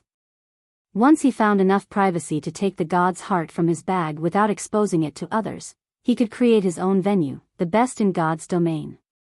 Fortunately, the Fortress Lord's mansion was the perfect location. Shi Feng then parted ways with Pythalia and the others, making his way to the mansion. Pythalia was dumbfounded as she watched Shi Feng and Zero Wing's members walk away. She couldn't fathom what was going through the swordsman's mind. At such a crucial moment, Shi Feng had reacted similarly to Hell Rush, intent on taking his anger out on these mythology players. What should we do now, Commander? The Tier 3 shield warrior beside Pythalia asked. The ruckus mythology caused has already scared plenty of merchant players away. If mythology causes another scene, I'm afraid everyone in the fortress will panic. Controlling the situation won't be easy. Read latest chapters at Wuxia World. EU, forget it. I don't care anymore. Let mythology's people cause a scene if they want. Once Zero Wing's people realize how severe the situation is, we should be able to curb mythology's experts as long as our 3 guilds work together, Pythalia said as she massaged her forehead. She had already learned that trying to dissuade Shi Feng from doing anything foolish was a waste of time. She might as well let him try whatever he had planned. Once he failed, he'd approach Divine Tribe to work on a solution together. There's no need for such pessimism, Commander Pythalia. Who knows? Guild leader Black Flame might actually be able to show these Mythology members who's boss. Zero Wing's strength is the real deal. Even if Zero Wing's players can't stop Mythology's experts completely, they should be able to give them a run for their money, Hell Rush said, attempting to console Phythalia. Hell Rush didn't think Zero Wing had enough power to take out this team from Mythology by itself either, but with experts like Fire Dance and her comrades, they should be able to give Mythology a huge headache for their trouble. Now, it was just a matter of waiting to see who lasted longer. While Phythalia and Hell Rush conversed, Shifeng had reached the Fortress Lord's mansion's core room. He used the Fortress Lord's token to activate the room's defensive magic array before carefully retrieving the crystal that emitted a faint trace of divine might from his bag. Chapter 2499, Epic Mana Body unlocked as Shifeng pulled the god's heart from his bag. Faint mana pulsed throughout the dark and quiet core room. It wasn't a lot of mana, but it had enough power that space within the room trembled. When the pulse encountered the room's magic barrier, it, too, began to tremble, almost failing to block the mana. Sure enough, a god's heart is intensely powerful. I only took it out of my bag, and it nearly felled the room's magic barrier. Shifeng stared at the magic barrier around the room, astonished. Fortunately, he was within an ancient fortress's core room. This magic barrier was far stronger than ordinary versions. Even mythic monsters would have an extremely hard time trying to destroy it. Had he retrieved the god's heart in any other location within the Starlight Fortress, the barrier wouldn't have been able to contain the mana pulse. The energy would have escaped and caught the attention of everyone within the fortress. However, this pulse of mana had also substantially increased the mana density in the room. A gentle layer of mist now filled the core room. If players trained here, they'd likely be able to practice bronze combat techniques without rest. They could train to their heart's content. Following which, Shifeng activated omniscient eyes to appraise the god's heart. Augustus's damaged heart, inferior divine artifact rank material. This is the barbarian god Augustus's heart and crystallization of eternal energy. When Augustus had fallen, the demon god, Atlok, had secured his heart and repeatedly modified it. Once one has activated the magic array engraved on the heart, the user will be exposed to dense eternal energy for 12 hours. The magic array will require 3 months to recover after each activation. Restoring the magic array's eternal energy is possible by sacrificing one god crystal. Amazing! Atlok had transformed a consumable god's heart into a tool that can supply endless eternal energy. When Shifeng read Augustus's heart's description, he was shocked. God's hearts were typically one-time use consumables. When players released the eternal energy contained within, the god's heart would release all of its energy. Eventually, the god's heart would run out of eternal energy and fade from existence. Only a few Tier 5 NPCs could control the release of eternal energy from a god's heart, allowing them to use the item multiple times. Even so, they couldn't change the fact that the god's heart would vanish when it ran out of eternal energy. And yet, Atlok had successfully modified Augustus's heart, transforming it into a tool that could offer endless eternal energy. Shifeng had certainly hit the jackpot this time. It was no wonder why Atlok was so determined to kill him, even using a demon god's legacy as bait. Although one could only use the modified Augustus's heart for 12 short hours, it was more than enough time for players. The only major flaw was the 3-month cooldown. Even so, Augustus's heart was unbelievably amazing. Players would encounter countless roadblocks on their road to higher tiers in God's domain, and it wasn't possible to overcome all of these roadblocks at once. Players would have to face them, one after another. The Tier 3 mana body and Tier 4 mana control were 2 examples. However, Shifeng could overcome them all with Augustus's heart. Moreover, he could use a god crystal to circumvent the cooldown. He was immensely satisfied with his latest endeavor. If word of Augustus's heart spread, all of God's domain would go into a frenzy, including both players and NPCs. Shifeng took a moment to suppress his excitement and began to activate the magic array within Augustus's heart. He was prepared to accept the Heavenly Blue Saint's mana body legacy. However, Shifeng frowned when he examined the array. This magic array was more complex than any he had encountered before. Manipulating it would be intensely challenging, even now that he had become an intermediate master magician. A basic master magician would have no chance of activating this magic array. Sure enough, the main god system won't just hand players so much power. Shifeng gave the magic array a bitter smile. He had wanted to use the god crystals he had on hand to help Kola and the rest unlock their mana body's full potential once he had done so himself. The sooner they did so, the more they would benefit in the future. However, it seemed that wouldn't be possible. Activating Augustus's heart's magic array would be absolutely impossible unless one had become an intermediate master magician. His dream of forming an army of powerful experts had just shattered. Becoming a master magician in God's domain was far easier than becoming a master forger, yet very few players were capable of accomplishing the feat naturally. Reaching every subsequent rank after becoming a basic master magician was incredibly difficult, even more so than rising through the ranks after becoming a master forger. In all of Zero Wing, only Aqua Rose and Violet Cloud had high chances of becoming basic master magicians. Everyone else would still have a long road ahead of them, and 2 players simply weren't enough to form an army.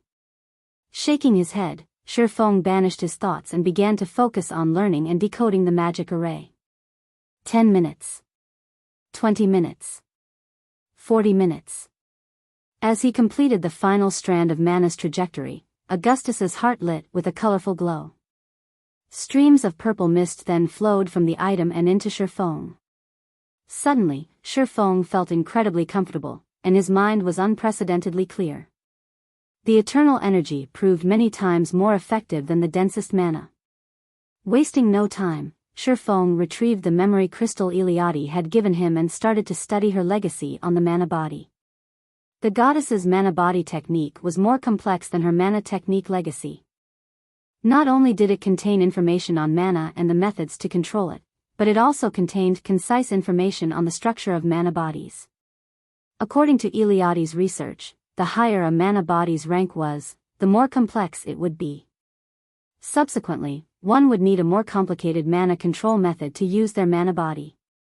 An epic mana body was on par with a super large-scale magic array consisting of several hundred smaller arrays. There were many ways to control this super large-scale magic array, but only one would give a player full control over the entire array. They'd have to construct a simple magic array that would allow the user to control multiple core arrays. The more core magic arrays this simple array could control, the more power the super large-scale magic array could exhibit. If Shifeng had tried to process all of the information within the memory crystal before he had obtained Augustus's heart, none, even the densest mana, would save him from the headache. Fortunately, the eternal energy around him was amazingly beneficial. Not only did it boost his comprehension and memory, but it also allowed him to try to create the simple magic array that was necessary for controlling the flow of mana within his mana body.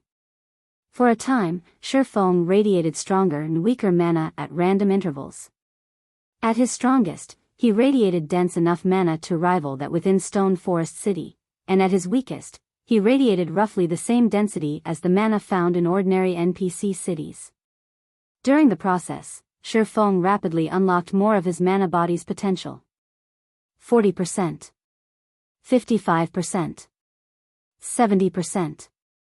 Read latest chapters at Wuxia World.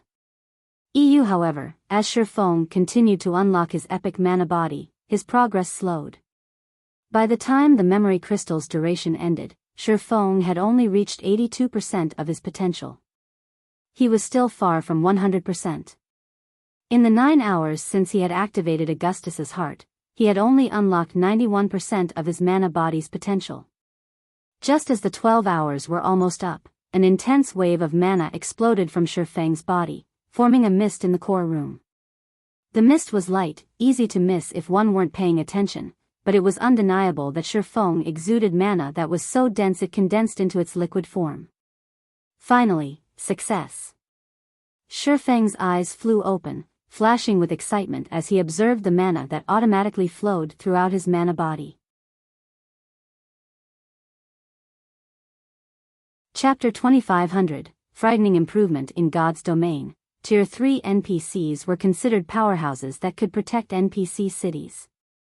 However, players only became powerhouses once they had unlocked their mana body's full potential. Only with a fully unlocked mana body could players enter and leave certain locations freely.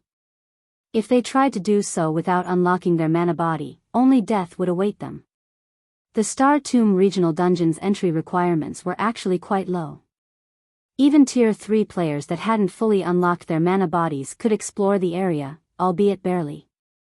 In comparison, certain unique areas were full of incredibly corrosive energy, and Tier 3 players wouldn't last more than 5 minutes in these areas without unlocking their mana body's full potential.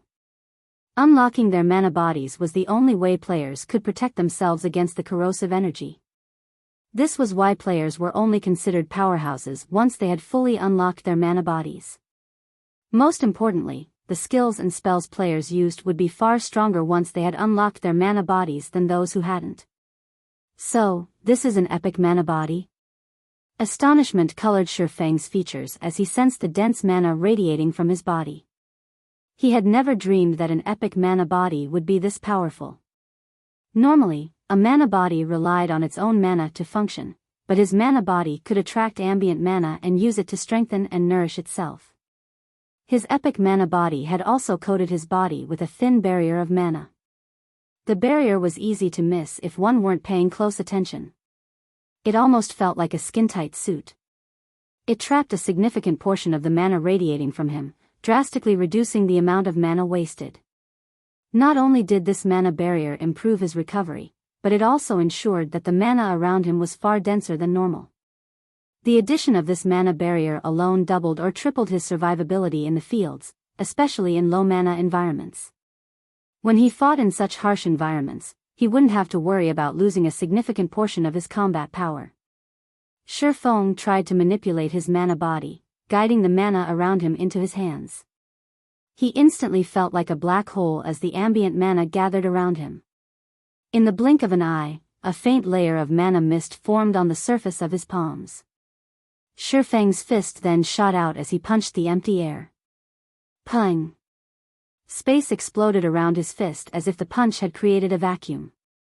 Space around him trembled at the power of the strike, and the core room's magic barrier shuddered. With this power, I can now likely solo a mythic monster of the same level, even without my berserk skills. Shifeng gasped when he saw the results of his punch. He had merely executed a normal punch, and he didn't even have his weapons equipped. The difference between a player's attack power with a weapon and without one in God's domain was massive. With Killing Ray equipped, his prior punches had only been able to break the sound barrier. He had only been able to make space tremble and create spatial tears when he used the secret technique, Lightning Flash. Yet now, without any techniques or weapons, he could exhibit power on par with when he wielded Killing Ray. An epic mana body provided horrific power. In his opinion, although mana bodies massively boosted players' strength, they didn't provide this much power. The benefits of unlocking his mana body thus far could already rival that of a fragmented legendary weapon. Moreover, he had only unlocked 100% of his mana body's potential. If he could push beyond that, his strength would rise to a whole new level. After 100%, every additional percent would provide tremendous power. As far as Shifeng knew, players had only reached 120% of their mana body's potential in the past. It was easy to imagine how frighteningly powerful 120% of an epic mana body's potential would be. Even transcending tiers would be possible. Elated, Shifeng started to practice Eliade's mana technique. He had now unlocked 100% of his mana body's potential. Going beyond that would take some time, and it would be as difficult as creating a master magic array for an apprentice magician. Fortunately, unlocking more than 100% of his epic mana body wasn't the only way to transcend tiers. He could also rely on the help of a mana technique. He had experienced Eliade's holy annihilation personally, and despite suppressing herself to Tier 3, the Heavenly Blue Saint's attack could instant-kill or heavily injure Tier 4 beings. If Shifeng could master Eliade's holy annihilation, the mana technique would prove significantly helpful. He hadn't been able to learn the technique earlier since he hadn't unlocked his mana body fully yet, but now that he had, he could truly practice the holy annihilation. Mana techniques weren't like combat techniques. Combat techniques consumed the user's stamina and concentration, but mana techniques, on the other hand, only consumed concentration. Players generally avoided using combat techniques in harsh environments, trying to conserve their stamina due to the heavy burden the environment placed on them. However, with a few exceptions, these harsh environments did not affect players' concentration consumption. Hence, God's domain's experts that had grasped mana techniques, whether self-taught or learned from the system, had an easier time exploring the world, especially the maps with harsh environments. Now that Shifeng had achieved his goals in visiting the Western continent, he needed to search for Solomon's sword's remaining fragments to maintain his advantages and pave a smoother path for Aqua Rose and his other comrades as they aimed for Tier 4. If he put the task off, it would only be a matter of time before the various superpowers, with how fast they were developing, would overpower Zero Wing.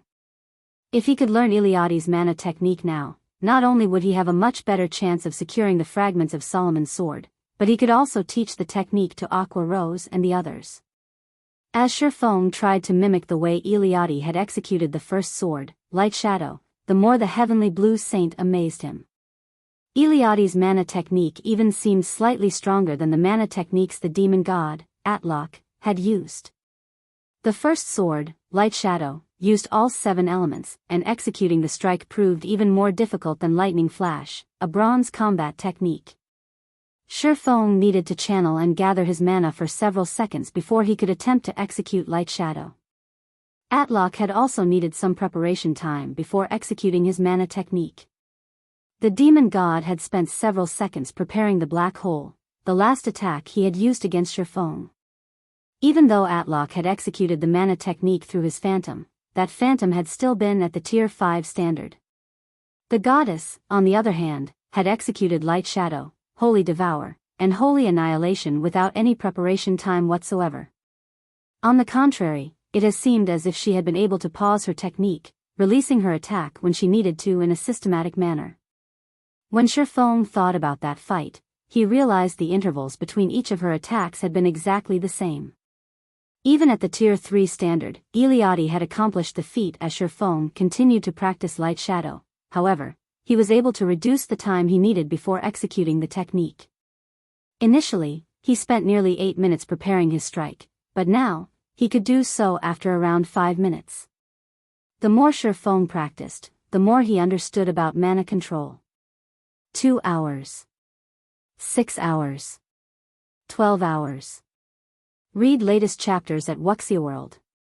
EU. While Shifeng was immersed in his training, he received a call request from Mythology. Guild leader Black Flame, Mythology's people are back. They are all gathered in the Starlight bar, and I think they've found a way to deal with your divine dragon. More of them have arrived, as well. Now, there are more than 30 players in their group, Mythology reported with a somber expression.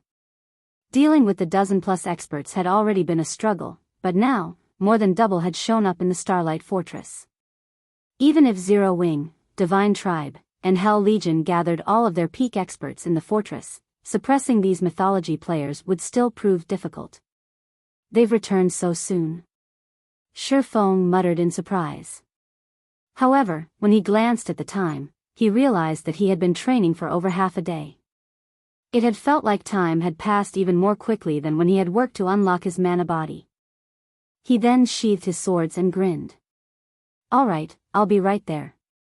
With that, Shifeng disconnected the call and left the core room. Chapter 2501, Mythology arrives. Starlight Fortress, Starlight Bar. The Starlight Bar was usually the most popular bar in the Starlight Fortress, but right now, the bar, which was half the size of a football field, was silent as everyone stared at the group of players in black, drinking quietly in the middle of the establishment. No one even dared to breathe too loudly. The rest of the crowd wasn't simply reacting in such a way because the black-clad players had appeared like a group of magicians. Rather, their reactions were due to the fact that every one of those players wore Mythology's guild emblem. So, they're the rumored experts from Mythology? Amazing. I see them, yet I can't sense their presence. How did they do it? It seems that even mythology can't help but get involved now that the demon god's shrine had appeared. Once everyone had gotten over their shock at seeing these players, they quietly chatted amongst themselves. Some players were afraid, while others were excited. Mythology was one of the 5 great super guilds in the virtual gaming world. Every player on the Western continent was familiar with its reputation. News of Mythology's black-clad players causing chaos had already spread throughout the fortress. Not only had these players avoided the Divine Dragon's wrath, but they had also managed to slay quite a few of Divine Tribe's experts. Even Phythalia, the commander of one of Divine Tribe's trump card legions, had lost her life in battle. In response, Divine Tribe had dispatched even more experts to patrol the Starlight Fortress's streets. It had even sent plenty of Tier 3 personal guards to join the patrols. However, not only had Mythology's experts snuck into the city again, but more of them had come, as well. Now, they even congregated in the Starlight Bar, the fortress's most popular bar, drinking like normal customers. They treated the Starlight Fortress like they would their own hometown. Mythology is amazing, boss. They're completely disregarding the fortress's divine dragon. It seems the Starlight Fortress will soon have a new owner, the ruthless man from the Stormheart Adventure team admired as he watched the black-clad players from Mythology. When he had encountered the Starlight Fortress's divine dragon, he had only felt fear. Players had no chance against it in his opinion, yet these black-clad players acted as if the divine dragon didn't even exist, coming and going from the fortress as they wished. Mythology's foundations were simply frightening. Mythology certainly is stronger than the other superpowers. Aside from those players' ability to conceal their presence, their combat standards are impressive. They're all bona fide peak experts. Several of them are even stronger than I am. I don't even know how I would fight that silver-haired youth leading the group. I don't think he's even human, Crow said as he observed Mythology's members, a trace of fear flashing in his eyes. If they decide to cause a scene in the fortress, there will be a mess, and no one will be able to do anything about it. With the situation as it is, even Zero Wing, with all its advantages, will have to make concessions for them. Crow knew that the various superpowers were no match for the 5 great super guilds, but he had never imagined that the gap between them would be this massive. Mythology's black-clad players were at least level 107, but their auras were even powerful enough to make an expert like him feel uncomfortable. The weakest member of the group had basic attributes to rival a Grand Lord of the same level. Fighting just one of those players would pose a huge problem for him. If he had to face 2 or 3 simultaneously, there was a very high likelihood that he'd fall. To make matters worse, there were over 30 of these experts in the bar, and all of them could completely conceal their auras. This was just a nightmare. There was also the silver-haired leader to worry about. Although Crow could not sense the youth's aura, his instincts told him that if he came within 30 yards of the young man, his life would be forfeit. While the bar's patrons quietly watched Mythology's experts, the group in question acted as if none of the surrounding players existed at all, chatting with each other and utterly carefree. Commander, the higher-ups are being really stubborn. They still want us to negotiate with Zero Wing as a show of respect for Netherworld Empire. Why should we have to show anyone any respect? We should just capture the Starlight Fortress. With the fortress, Mythology can claim the demon god's legacy once the demon god's shrine activates, a tall, slim woman carrying a warhammer and sturdy shield grumbled. As far as she was concerned, Netherworld Empire had only partnered with Zero Wing because it wasn't strong enough to take the fortress for itself, but Mythology was a different story. Capturing the Starlight Fortress wouldn't be difficult for her team, especially now that they had grown stronger. Not even taking out Netherworld Empire's Hell Legion would be an issue, let alone capturing the Starlight Fortress. They had no reason to fear the guild. I concur. We'd be better off giving Zero Wing a beating and taking the Fortress Lord's mansion. We shouldn't need to go to the trouble of targeting Divine Tribe to get at the Eastern Guild. If we don't teach him a lesson, Black Flame will think the West is just like the Eastern continent, a young assassin carrying 2 short swords added, nodding in agreement. Mythology's power was limited on the eastern continent, and thus, what it could accomplish there was limited, but in the west, squashing Zero Wing would be child's play. Not even the divine dragon's protection could save Zero Wing's players. Mythology's foundations on the western continent were just that far beyond what Zero Wing could imagine. Don't get careless. Netherworld Empire has its reasons for working with Zero Wing. Based on recent reports, Zero Wing already has 5 members with fully unlocked mana bodies. Those players are extraordinarily strong. If they show up, follow the backup plan. Activate your battle arrays and face them in 4-man cells. The rest of you will continue as we initially planned. If the divine dragon approaches, retreat immediately, the silver-haired team leader ordered, watching his impatient team members. Rest assured, Commander. Aside from the dragon, these players are nothing. I don't know how those Zero Wing players unlocked their mana body's full potential so quickly, but so what? The assassin youth loudly and fearlessly proclaimed. If Zero Wing's members really do show up, I'll make sure none of them leave alive. The rest of Mythology's team nodded. Read latest chapters at Wuxia World. EU fully unlocking one's mana body might substantially increase one's combat power, but their advanced battle array was no trivial matter. As long as they activated their battle arrays, they could combine the strength of 4 players. The player that received all this power would be even strong enough to take down a mythic monster of the same level, much less tier 3 players. If Zero Wing's members dared to show their faces, their team could slap them down with ease. Is that so? I'd like to test your claim, then. Suddenly, everyone in the bar heard a deep voice, and the speaker immediately caused an uproar. Every player in the Starlight bar spun toward the speaker, assuming whoever had been so bold must be crazy. This player had just directly challenged Mythology's experts. They must be suicidal. 2 people, a man and a woman, walked into the bar. The woman was the beautiful, elegant Pythalia, while the man felt as dark as night. Chapter 2502, Silent Starlight Bar. As Shurfeng and Pythalia entered the Starlight Bar, interrupting the black-clad Mythology members' conversation, an uproar broke out among the spectating patrons. Crap! Isn't that beauty Pythalia, the commander of one of Divine Tribe's trump card legions? It seems they're going to start another fight. A fight? This'll be a war. I hadn't thought I'd get lucky enough to watch this unfold personally. Many of these players were experts with vast information networks. They were, more or less, aware of the struggle between the various superpowers over the Starlight Fortress. Now that Mythology had taken the initiative to pick a fight with the Starlight Fortress, a war between the various superpowers was unavoidable. Although, none of them had expected it to begin so soon. Clashes between experts, particularly those from the various superpowers, were extremely rare learning opportunities in God's domain, especially for the players that got to watch the fights personally. They'd be able to learn far more than from watching a recording of the battle. This was precisely the reason that the various powers constantly tried to gain entry tickets to the various superpowers' Dark Arena. Unfortunately, without adequate connections, normal players didn't even qualify to enter the Dark Arena. However, compared to the battle unfolding right before their eyes, the Dark Arena's battles were nothing. The various superpowers participants in the Dark Arena never went all out, but this situation would be different. To secure the right to rule the Starlight Fortress, all parties involved would fight with everything they had.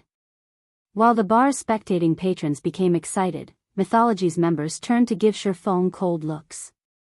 Every one of them was restless, eager to get the fight started. Sensing these black-clad players' hostility, Pythalia felt a headache brew. She had tried to convince Shurfeng to gather some manpower before confronting Mythology's members, but Shurfeng had headed for the Starlight Bar the moment he had heard about their arrival. Shurfeng was the only player that had a claim over the Fortress Lord's mansion. If anything happened to him, defending their hold on the fortress would become far more difficult. The various superpowers had already stationed plenty of experts in the Starlight Fortress. If the fortress suddenly lost its owner, they'd cause a huge commotion. Not even Divine Tribe's forces would be able to stop them. In the end, she had no choice but to follow Shifeng to the Starlight bar, contacting the players under her command to meet them there on the way.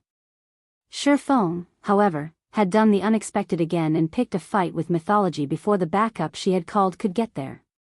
They were currently facing over 30 peak experts. And these weren't any ordinary peak experts. Not only could they hide their auras, but they were all incredibly fast. If these peak experts decided to attack as one, the consequences would be dire. "You're quite daring, you bastard," the short sword-wielding assassin youth said, sneering at Shifeng. "Show me whether or not you have the strength to support that courage." Just before the assassin could step forward, however, the silver-haired youth beside him extended a hand, blocking his path. "Commander," the assassin asked, confused about why his leader had stopped him. But the silver-haired player hadn't offered an explanation. Rather, he smiled at Shifeng. "So, you're guild leader Black Flame," the silver-haired youth said, smiling. "Allow me to introduce myself. I am Silver Ghost, the first vice-commander of Mythology's #1 trump card Legion." Is he the player that foiled vice-guild leader Cold Shadow's plan? It's no wonder why he spoke so boldly earlier. He's really brave. He actually came here without any backup. Does he intend to offer a compromise? After Silver Ghost's introduction, realization dawned on the rest of Mythology's members. Their goal was to seek out Shifeng and negotiate. "Since Commander Phythalia has come with you, I'm sure she told you about my offer. What do you think about it, Guild Leader Black Flame?" Silver Ghost patiently asked, glancing at Phythalia before returning his gaze to Shifeng. Silver Ghost had fought Phythalia personally, so he knew that she was a monster-level expert. She also had a party of peak expert bodyguards. Normally, she and her bodyguards shouldn't have any issue defeating a 100-man team of Tier 3 experts. Unfortunately, his team wasn't here for Phythalia. Even with her strength, she had no chance against 3 or 4 of his subordinates. She'd be doomed if over a dozen of his teammates attacked at once. The only real threat in the Starlight Fortress was Netherworld Empire's Hell Legion. Not only did the Hell Legion consist of 300 Tier 3 experts, but they were all extraordinarily strong, as well. However, if his team intended to cause chaos in this fortress, not even the Hell Legion was powerful enough to stop them. I have no reason to consider it. Since Zero Wing is strong enough to capture the Starlight Fortress, it's strong enough to hold it. If you want a fight, bring it on. Shifeng calmly stated, eyeing Silver Ghost. How unfortunate. Silver Ghost could only sigh at Shifeng's reply. Why are you still wasting your time with him, Commander? The assassin youth sneered. Let my group deal with him. If we don't teach him a lesson, he'll continue to assume that Mythology is powerless against him. That's right. If we don't show him our strength, he'll likely assume that we left earlier because we were afraid of him. The rest of Mythology's team nodded. Their previous visit to the Starlight Fortress had merely been a form of greeting. Now that Shifeng had rejected their goodwill, they had no reason to hold back. In fact, if they continued to act passively, Shifeng would treat their guild as a joke. All right. Your group can deal with him, but make it quick. Everyone else, pay attention to your surroundings. Retreat as soon as the Divine Dragon approaches. Silver Ghost said, granting the assassin youth permission to take action. Thank you, Commander. I'll make sure to end the fight quickly, the assassin youth replied with a hungry expression. He turned toward Shifeng and continued, You've been pretty arrogant, bastard. Let's see if you can back up those words. Suddenly, divine runes lit up all across the assassin's body and enveloped another 3 Mythology members behind him. A powerful aura began to radiate from the assassin youth, growing stronger by the second. After just 3 seconds, his aura was so intense that a sense of dread overcame everyone in the bar. How is his aura so powerful? It's almost as intense as a Grand Lord ranked archaic species of the same level. The bar's patrons gaped at the young assassin. Is this a sample of Mythology's foundations? The situation shocked the ruthless man from Stormheart. Although it wasn't possible to determine a player's strength based on their aura, that aura would at least hint at their strength. At this stage of the game, Tier 3 players still struggled to defeat great lords of the same level, and in Star Valley, players couldn't use their berserk skills. If a player had the strength of a Grand Lord ranked archaic species of the same level, they'd be able to move through Star Valley unhindered. With that kind of power, even killing Tier 3 MTs would be as easy as swatting a fly. They hadn't actually used their full strength earlier? Phythalia watched on with a grim expression. When she felt the assassin's violent aura, she was overcome with despair. She had hoped that the Hell Legion's experts and Zero Wing's 5 experts, those that had fully unlocked their mana bodies, would be enough to suppress Mythology's invading experts, but seeing these black-clad players now, she found the idea laughable. A peak expert that was as powerful as a Grand Lord ranked archaic species could even toy with a Tier 4 summoned creature. After all, players' combat techniques allowed them to push their combat power to its limits, perhaps even beyond them. Aside from the Starlight Fortress's divine dragon, no one in the fortress could stop the assassin before her. An advanced battle array? Shifeng muttered when he saw the divine runes coating the assassin youth's body. You seem to know a lot, bastard, but that won't change anything. Licking his lips, the assassin youth continued, Now, I'll teach you just how foolish your decision was. The assassin then took a step forward, instantly vanishing. Neither he nor his aura could be found within the bar. It was as if he had never been there in the first place. I guess Zero Wing's guild leader is going to die, Crow, Stormheart's commander, said, closing his eyes. Not only did that young assassin have basic attributes that could rival a Grand Lord ranked archaic species, but he could also completely conceal his presence. Crow couldn't even sense the youth's life aura. With such capabilities, that assassin was practically invincible among players. Fights between experts were typically so fast that they were impossible to follow with the naked eye. Thus, experts usually had to rely on all 5 senses during combat. Otherwise, their opponent would quickly overwhelm them. Now that the assassin youth had vanished, players couldn't rely on their sight to keep up with his ghostly speed. Trying to keep up was a joke. How was one supposed to find an enemy they couldn't even detect? Read latest chapters at Wuxia World. However, at the moment Mythology's assassin had vanished, Shifeng unhurriedly unsheathed Killing Ray and slashed the empty air to his right. Boom! Suddenly, the sound of clashing metal filled the Starlight bar, and an intense impact shattered the ground. All players within 30 yards of the swordsman stumbled back from the shockwave. Almost as everyone heard the first collision, another loud bang followed. A figure then slammed into the wall to Shifeng's right, indenting the wall. It was none other than the assassin youth that had only disappeared a moment ago.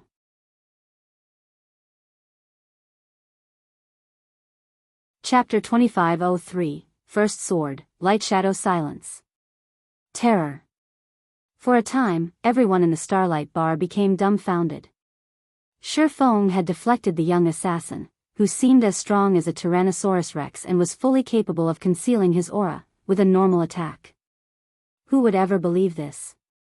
Is he really a Tier 3 player? The ruthless man from Stormheart was stunned when he saw the assassin embedded in the bar's wall.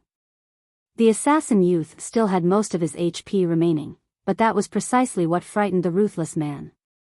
If Shifeng had merely noticed the assassin's movement and found an opportunity to strike the youth's weak point, it would have still shocked the man, but he would have, more or less, understood how Shifeng's attack and thrown the assassin.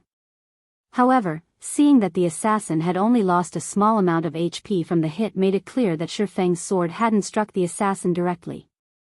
The youth had actually blocked the attack with his own blades. In a battle of brute force, the young assassin had lost. The assassin youth's basic attributes rivaled that of a Grand Lord ranked archaic species of the same level. Not even ordinary Tier 3 players with active berserk skills were that strong. And yet, Shifeng had emerged victorious in a battle of strength. Moreover, the swordsman had done so without relying on skills or tools. He hadn't used a berserk skill either. He had merely executed a normal attack. When Mythology's other members saw the assassin embedded in the wall, they, too, were dazed. Sandstorm lost? How is that possible? Did he fail to control the battle array's power? All of these Mythology members knew just how powerful a player was after the boost from the advanced battle array the assassin youth, Sandstorm, had used. Sandstorm would even have the strength to take on Tier 4 mythic monsters, not to mention Tier 3 players. Using the advanced battle array was expensive, so they couldn't use it casually. The only reason that Silver Ghost had agreed was to prove Mythology's strength to Zero Wing. None of them had expected this outcome. Feng had sent Sandstorm flying with a normal attack. For a moment, they wondered if Sandstorm had been careless and failed to grasp the battle array's power. How is he so strong? Phythalia, on the other hand, stared at Feng's back with wide, astonished eyes. Although she had heard McCaffrey and the others claim that Feng was a monster-level expert, she had assumed that was only the case against ordinary Tier 3 players. However, she had just watched him throw one of Mythology's experts, whose strength had been enhanced by an advanced battle array, with one normal strike. Just what was going on? While everyone wrestled with their shock over the situation, Silver Ghost turned to Feng, guessing, "So, you've unlocked your mana body's full potential already." In his opinion, Feng's strength was secondary. What was more impressive was the fact that the swordsman had kept track of Sandstorm's movements. No ordinary Tier 3 player should be able to sense Sandstorm's aura, and with the assassin's speed, keeping track of him visually should be impossible. The only explanation Silver Ghost could think of was that Feng had fully unlocked his mana body and relied on his mana body's incredible mana to create a mana field around himself. Feng had then relied on the mana field to locate Sandstorm. They could conceal their auras thoroughly, but their physical existence remained. Their ability didn't hide them from mana, which was how Feng could rely on his mana field to locate the assassin. Silver Ghost's statement caused an uproar within the Starlight bar. What? He's already unlocked his mana body's full potential? I haven't even heard of a single expert among the various superpowers to accomplish that feat, have you? Any player capable of visiting the Starlight Fortress was an expert, and many of them had already reached Tier 3. Naturally, the topic of Tier 3 mana bodies had long since become a hot topic among players like them. It had already become common knowledge that players wouldn't be able to exhibit the full power of a Tier 3 class after completing their Tier 3 promotion quests. They still needed to unlock their mana body's potential. Unfortunately, that wasn't an easy task. Most players didn't even have a clue about how to go about unlocking their mana bodies. All they could do was work to improve their mana control. And yet, while players were still trying to figure out how to start unlocking their mana bodies, they learned that Feng had already completed the task. Why wouldn't they be surprised? It's no wonder why he dared to provoke Mythology. Realization dawned on Crow when he heard Silver Ghost's statement. He had wondered why Feng was confident enough to make an enemy of Mythology.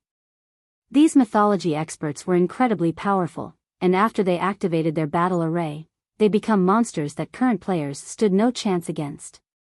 Only the Starlight Fortress's divine dragon could suppress them. However, even after he realized what Feng had accomplished, Silver Ghost didn't panic. He actually smiled. The combat power boost from a fully unlocked mana body is certainly amazing. I hadn't considered that Sandstorm wouldn't be a match for you, even after activating his advanced battle array, Silver Ghost told Feng. However, I wonder how you'll fare against 8 experts on Sandstorm's level? As Silver Ghost finished speaking, the Mythology members behind him promptly activated their battle arrays as well.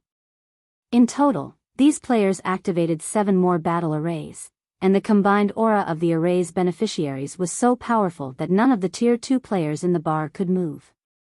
As for the Tier 3 players, their legs began to tremble with fear. Meanwhile, Sandstorm pulled himself from the hole in the wall and sneered at Feng. Punk. I'll admit that you're strong, but you're not strong enough to kill us. We can easily brush off your attack's damage with our enhanced recovery. This battle array even triples our stamina and concentration recovery rates. How long do you think you can last against us? Sandstorm growled contemptuously. The advanced battle array didn't just increase his basic attributes, it also boosted his maximum HP and defense. Right now, his defense was twice as high as tier 3 MTs of the same level, and he had more than 2 million HP. Shifeng's attack might have had a lot of impact, but he had only taken a little over minus 10,000 damage. It wasn't even enough to itch. The spectators, who had relaxed after Shifeng's counterattack, fell silent again, and Pythalia continued to watch with a grim expression. She had never dreamed that Mythology had prepared so many advanced battle arrays.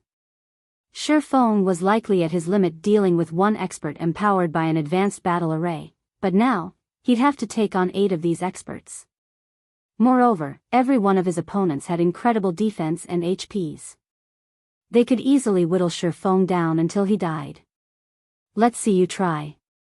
Shifeng indifferently replied, sweeping his gaze over Mythology's members. His comeback only incited another uproar within the bar. What? He's actually going to fight such a force? Cool.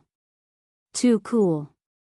As expected of the expert that took down the Starlight Fortress. Very few players in God's domain can match his courage. They had all assumed that Shifeng would try to run from Mythology's experts.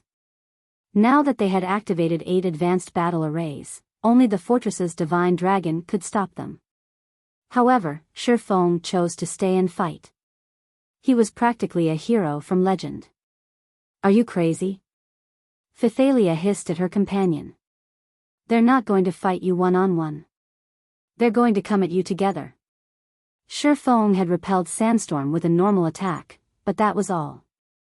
The outcome of an actual fight between the two wouldn't be over that quickly. If Shifeng could only deal a little over minus 10,000 damage, there was no way he could kill the assassin. The advanced battle array doubled Sandstorm's battle recovery, which meant that the assassin could easily chip away at Shifeng's HP while recovering his own. If 8 experts like Sandstorm attacked Shifeng together, Zero Wings Guild leader would be lucky to stay alive for a while, much less defeat these experts. Before Pythalia could try to dissuade Shifeng, however, Silver Ghost laughed. Very good. You are truly brave. It's no wonder why you dare to make Mythology your enemy, Silver Ghost said, smiling. He then turned to Pythalia and said, I am a generous person. Why don't you both try to take us on? I'll even wait until your reinforcements arrive. That won't be necessary. You should really face me together. I'd like to see if you're as powerful as you claim, Shifeng said, shaking his head. Bastard. Sandstorm snarled, enraged. He immediately charged at Shifeng again. As the assassin moved, the 7 other empowered experts did the same, dashing toward Shifeng like a violent gale. Read latest chapters at Wuxia World. All 8 of Mythology's experts were in perfect sync as they attacked Shifeng simultaneously. As long as Shifeng tried to attack one of them, the other 7 would strike at his vitals. This was the same method they had employed to take down Pythalia. While they charged at Shifeng, however, he raised Killing Ray above his head and shut his eyes, patiently waiting for Sandstorm and his companions to reach him. 30 yards. 20 yards. 10 yards. Just as the assassin youth and Mythology's other experts were about to strike, Shifeng's eyes abruptly opened, and he swung his sacred sword in a downward arch. First sword, Lightshadow.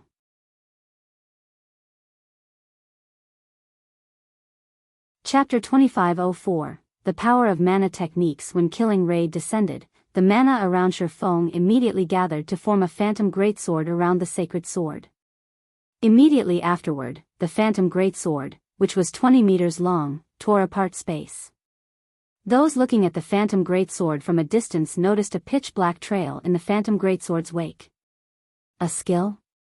When Sandstorm and the others saw the phantom greatsword ripping even space itself, they were sure that the greatsword's power was at the tier 4 standard. They instinctively thought to dodge the attack. After all, although they possessed basic attributes rivaling Grand Lord-ranked archaic species of the same level, they were still a far cry from the tier 4 mythic standard. However, Shifeng's attack had appeared too suddenly and was too fast. Moreover, the attack had a very large AoE. Evading it was simply impossible. They had no choice but to receive it directly. Block it together. Sandstorm shouted. Following which, under Sandstorm's lead, all 8 experts from Mythology executed Tier 3 skills simultaneously. Triple Shadow. Spatial Severance. Thunder's Wrath. All 8 melee players used their strongest offensive skills without hesitation, every one of which was executed at a completion rate of 90% or better. For a time, over a dozen attacks could be seen striking the descending greatsword. Boom. The instant the attacks of both sides collided, a powerful storm blew, sending all Tier 2 players within a 50-yard radius stumbling back. A small crater even formed on the ground directly beneath the point of impact. As the dust settled, a gash that was over 20 meters long and 2 meters deep appeared in the middle of the bar. As for Sandstorm and the others, although they were not bashed into the floor, they were still forced to retreat 5 or 6 steps before they managed to stabilize their footing, each step they took shattering the tiles beneath them. The force from the impact also left their hands trembling violently, and every one of them lost over 100,000 HP. For a time, shock and confusion reigned in the entire bar. Previously, everyone had already found it unbelievable that Shifeng had sent Sandstorm flying with a normal attack. Now, he had actually overwhelmed Sandstorm and 7 other experts of similar strength with a single move. Shifeng's combat power was simply heaven-defying. Skills executed with a fully unlocked mana body are actually so powerful? Crow's eyes brimmed with shock when he saw that Shifeng remained standing at his original location despite clashing with 8 of Mythology's empowered experts. Although everyone had gained a general understanding of the mana body after reaching Tier 3 and knew that the mana body could provide a player with a huge boost in combat power, he had never imagined that the boost would be this amazing. At this moment, aside from Crow, many other Tier 3 players also grew excited upon seeing this scene. Now, their desire and eagerness to fully unlock their mana bodies waxed even higher. After all, Shifeng had just proven to them that it was possible for a Tier 3 player to exhibit power at the Tier 4 standard. This meant that they could clash against mythic monsters of the same level. They might not be able to kill mythic monsters yet, even with that kind of power, but they would, at least, have the foundations to raid mythic monsters. Mythic monsters.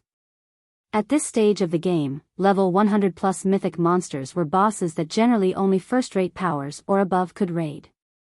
However, players could get rich overnight from the loot these bosses dropped. Meanwhile, Pythalia, who stood behind Shifeng, was also momentarily stunned by this scene. She never thought that Shifeng's strength had reached such frightening heights. He had actually managed to overwhelm 8 of Mythology's empowered peak experts single-handedly. With this kind of strength, Shifeng alone would most likely be more than enough to safeguard the entire Starlight Fortress. Nobody would be capable of threatening the Starlight Fortress so long as he was present. However, just when Pythalia and the other spectating players thought that Mythology would retreat after this exchange, Silver Ghost, who had quietly watched the exchange from a corner of the bar, suddenly started clapping his hands. Amazing. Truly amazing. It's no wonder Vice Guild leader Cold Shadow praised you so much. Silver Ghost said, his joyful reaction making it seem as if the loss of Sandstorm's group had nothing to do with him.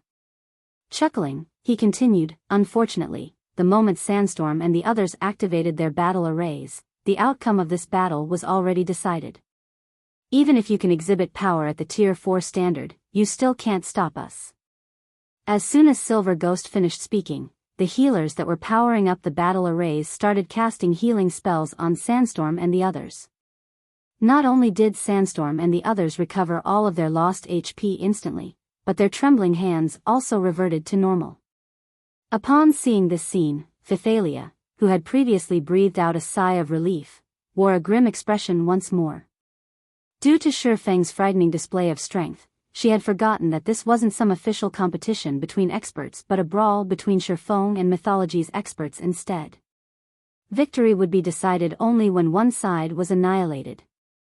Meanwhile, in a team battle, it was very normal for melee players to rely on healers. You were pretty good before, huh, punk? Let's see how you're going to keep it up. Sandstorm, who had fully recovered, sneered as he looked at Shifeng. The swordsman's strength had indeed exceeded his expectations. However, the 8 of them weren't having a duel with Shifeng right now but a fight to the death. If Shifeng couldn't kill them, this battle would not end. Meanwhile, current Tier 3 players had a very limited number of Tier 3 skills and spells at their disposal. Moreover, unlike Shifeng, Sandstorm's side had healers. Just like Silver Ghost had said, the outcome of the battle between both sides had been decided since the very beginning. Is that so? Shifeng smiled. As soon as Shifeng finished speaking, he held Killing Ray with both hands and raised the sacred sword overhead once again. The mana inside the bar immediately swarmed toward the sacred sword. Impossible. Sandstorm fell into a daze at this extremely familiar scene. The cooldown of skills and spells generally increased, the stronger and higher tiered they became. Since Shifeng had exhibited power at the Tier 4 standard with his attack, the skill he had used should have had a cooldown of several minutes or, at least, a few dozen seconds. However, only about 6 seconds had passed since Shifeng executed his attack, yet he was using the same move again. This shouldn't be possible. However, before Sandstorm and the others could snap out of their daze, Shifeng's Killing Ray was already chopping at them once more. Just like before, a gigantic, phantom greatsword appeared out of thin air and descended on Sandstorm's group like a mountain. However, after all was said and done, Sandstorm and the others were peak experts who had fought on many battlefields before. They immediately responded to the attack with Tier 3 skills of their own. Boom!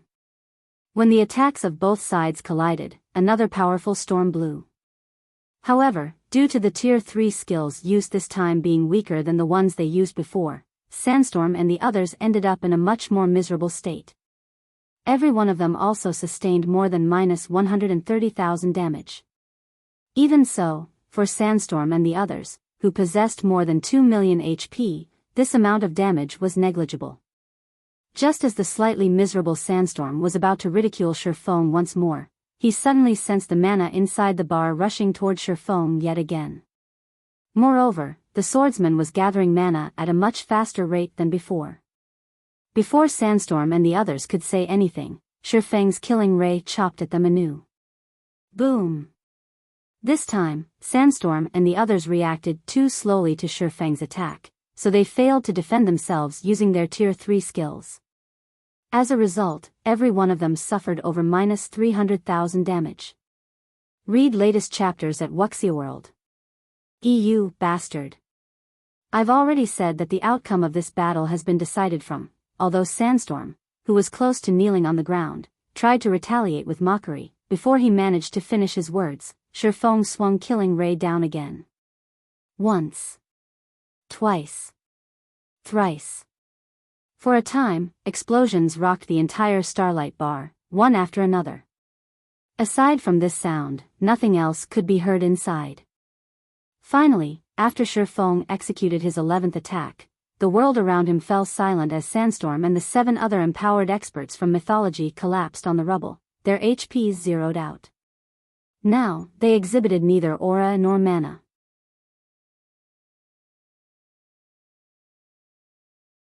Chapter 2505, One-Man Army. As the bodies of Mythology's 8 empowered experts started disintegrating into particles of light, time inside the Starlight bar seemed to freeze as everyone stared at Shifeng's figure in stunned silence. Only much later did everyone snap out of their daze. So strong. So, this is the true power of a fully unlocked mana body? When everyone looked at the gash before Shifeng, which was 4 meters deep and extended over 30 meters, they no longer had any words to describe their current feelings of shock and admiration. Although every one of Mythology's empowered experts was ridiculously strong and more than capable of annihilating all the spectating players inside the bar, in front of Shifeng, Mythology's 8 empowered experts were as frail as little children. They didn't even manage to put up any resistance whatsoever before getting Anahil happy-faced. The strength Shifeng displayed thoroughly shattered everyone's understanding of the strength of Tier 3 classes. At the same time, all of the independent experts present gained newfound hope. Originally, in a fight between Tier 3 players, the outcome would generally be determined by the number of Tier 3 players each side possessed. An individual Tier 3 player couldn't change the outcome of a team battle involving Tier 3 players. Hence, everyone believed that if Tier 3 independent players wished to avoid getting suppressed, they had no choice but to join a superpower. However, Shifeng had thoroughly shattered this belief. In front of him, feared and revered Tier 3 players were nothing. Even a group of Tier 3 experts would fall to him in just a few moves. Shifeng had proven that, even if one was alone, one could still play the role of an army. Just like the heroes of legends, he had the strength to change the fate of an entire kingdom or even an empire.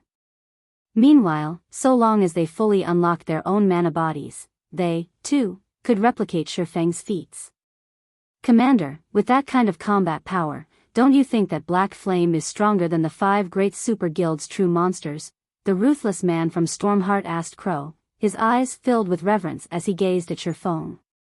Since Shifeng had single-handedly defeated 8 peak experts with combat power rivaling Grand Lord-ranked archaic species of the same level, his strength could definitely rank at the top among the experts on the Western continent. The feat he accomplished today would start a new chapter of development in God's domain and maybe even the virtual gaming world. Throughout the long history of the virtual gaming world, the various superpowers had constantly oppressed the experts belonging to non-superpowers. There was no way to reverse the situation. This was especially true with the 5 great super guilds that stood above even the various superpowers. The 5 great super guilds were not existences that individuals could hope to challenge. However, Shifeng had broken this curse time after time. First, Shifeng had made Netherworld Empire concede by using a divine dragon. Now, he had defeated Mythology's monstrous team with his own strength. Such amazing battle records would definitely be immortalized in the annals of the virtual gaming world. I don't know whether he is stronger than the 5 great super guilds' true monsters or not, but after today's battle, Black Flame's name will most likely spread throughout the Western continent. No one would dare have any ideas about the Starlight Fortress anymore, Crow said, excitement flashing across his eyes as he looked at Shifeng. The 5 great super guilds were the absolute titans of the virtual gaming world. Many newly risen superpowers might have challenged the 5 great super guilds before, but it had been over 2 decades since a non-superpower had dared to do so. Now, not only did Shifeng challenge Mythology's prestige, but he had even routed the great super guild. Just this point alone was more than enough to make Shifeng the topic of discussion for the Western continent's independent players and shake the foundations of the entire continent. This was because Shifeng's feat had illuminated the path for players that did not belong to the various superpowers. Moreover, with the strength Shifeng had just displayed, Crow believed that no one could threaten the Starlight Fortress so long as Shifeng was present. In fact, Crow suspected that, even if today's matter spread, no one would believe it. The benefits provided by a fully unlocked mana body are actually that excellent? While the spectating players inside the bar were filled with shock and excitement over this matter, Pythalia was gaping at Shifeng in surprise and confusion from behind him. In God's domain, any powerful skill or spell possessed a long cooldown, even Tier 0 skills and spells. However, Shifeng had executed the same devastating attack 11 times in a row, with almost no gap between each attack. He couldn't have executed a combat technique, as combat techniques relied on the movements of the physical body to execute powerful attacks. Moreover, combat techniques would not attract mana or make it manifest as a giant greatsword. The only explanation Pythalia could think of for this situation was that Shifeng's attack was a special effect resulting from fully unlocking his mana body. If that was the case, then what Divine Tribe needed to do from now on wasn't to devote its efforts to raiding large-scale team dungeons or increasing the number of Tier 3 experts it had, but figuring out how to unlock the mana body of players. Otherwise, just one expert with a fully unlocked mana body could dictate the direction of a guild war. In fact, Just the presence of one such expert might make raiding current super large-scale team dungeons possible. Meanwhile, the Mythology members still inside the bar were momentarily dumbfounded by this situation. They had never imagined that Shifeng would actually be powerful enough to destroy Sandstorm's group with just 11 attacks. Sandstorm and the others each boasted more than twice the defense of ordinary Tier 3 MTs. Their HPs also exceeded 2 million.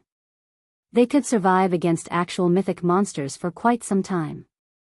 However, Shifeng had taken no more than 8 seconds to finish them off. He defeated Sandstorm's group so quickly that the rear-line healers couldn't save them. Vice Commander, 8 of our advanced battle arrays have already shattered. We only have 1 remaining. Should we continue fighting? A Tier 3 Ranger asked Silver Ghost. The advanced battle arrays they prepared were no ordinary items. Not only did producing these battle arrays require a lot of precious materials, but using them was also remarkably expensive. This time, the guild had decided to supply their team with 9 sets of advanced battle arrays only to ensure that they secured the Starlight Fortress and gained the initiative when the Demon God's Shrine activated. Meanwhile, they had used 8 sets right off the bat, leaving only 1 set for Silver Ghost's use. Every Mythology member present knew full well how strong Silver Ghost was. In the entire Trump Card Legion, aside from the commander, nobody else was a match for Silver Ghost. In fact, even Trembling Hand, the ex-first vice commander of the Legion, lasted only 20 moves against Silver Ghost. Everyone else couldn't even last 10 moves. Silver Ghost's presence was also the reason for their confidence in the success of the operation this time. However, the combat power Shifeng displayed was simply too frightening. They could not help having doubts. Just as Silver Ghost was about to reply, a deafening roar that shook everyone down to their very souls suddenly sounded from somewhere far away from the Starlight Bar. It's come already? What a pity. Save the battle array for now. We're retreating. Silver Ghost said, sighing as he glanced at the shattered roof of the bar. He then turned to Shifeng and said, Mythology will give up on the Starlight Fortress this time. However, we will meet again, Guild Leader Black Flame. As soon as Silver Ghost finished speaking, a spatial tear opened up before him. Even though the Divine Dragon had already used spatial imprisonment on the space around the Starlight Bar, it actually failed to stop the spatial tear from forming. When this spatial tear appeared, Mythology's members promptly hurried into it and disappeared from the Starlight Bar. Meanwhile, shortly after Silver Ghost left, a large group of Tier 3 experts suddenly turned up around the Starlight Bar. These Tier 3 experts numbered more than 400, and their appearance made the players inside the bar nervous. It seems we came a little too late, Hell Rush said, cursing silently when he saw that no Mythology member remained inside the miserable Starlight Bar. To be certain of dealing with Mythology's 30-plus experts, he had gone to great lengths to gather more Tier 3 experts from Netherworld Empire. However, he never thought that he would still arrive a step too late. You did arrive a little late. The battle just ended, and Mythology's experts have left already, Phythalia said, nodding. However, I believe they won't come to harass the Starlight Fortress anymore, at least not in the near future. They won't come back soon. Hell Rush was a little confused by Phythalia's words. From what he understood of Mythology, the guild definitely wouldn't rest until it achieved its goals. Emicham. You can see what happened yourselves. Phythalia did not wish to dwell on the matter. Instead, she sent Hell Rush and the others the battle video she recorded. This was because even she herself couldn't understand many aspects of this battle. It would be much better for Hell Rush and the others to watch it themselves. In the video, Shifeng could first be seen sending Sandstorm flying with a normal attack. Then, he could be seen thoroughly overwhelming Mythology's 8 empowered peak experts. Throughout the whole exchange, he looked like a god, an existence that players could not resist. Whether it was Hell Rush and the other Hell Legion members or McCaffrey Crimson Witch, who had made contact with Shifeng shortly after he arrived on the Western continent, every one of them nearly had their eyes fall out of their sockets. For a moment, they all wondered if the Shifeng portrayed in the video was the same person they knew. Read latest chapters at Wuxia World. It had only been a while since they last met Shifeng, yet not only did Shifeng manage to fully unlock his mana body during this period, but he had even gained enough strength to defeat 8 peak experts possessing the strength of Grand Lord ranked archaic species all by himself. Was he still human? Meanwhile, during the time Hell Rush and the others were flabbergasted over this matter, battle videos showing Shifeng's fight in the Starlight bar started spreading like the plague. These videos soon landed in the hands of the Western continent's various superpowers. What's going on? Mythology was defeated?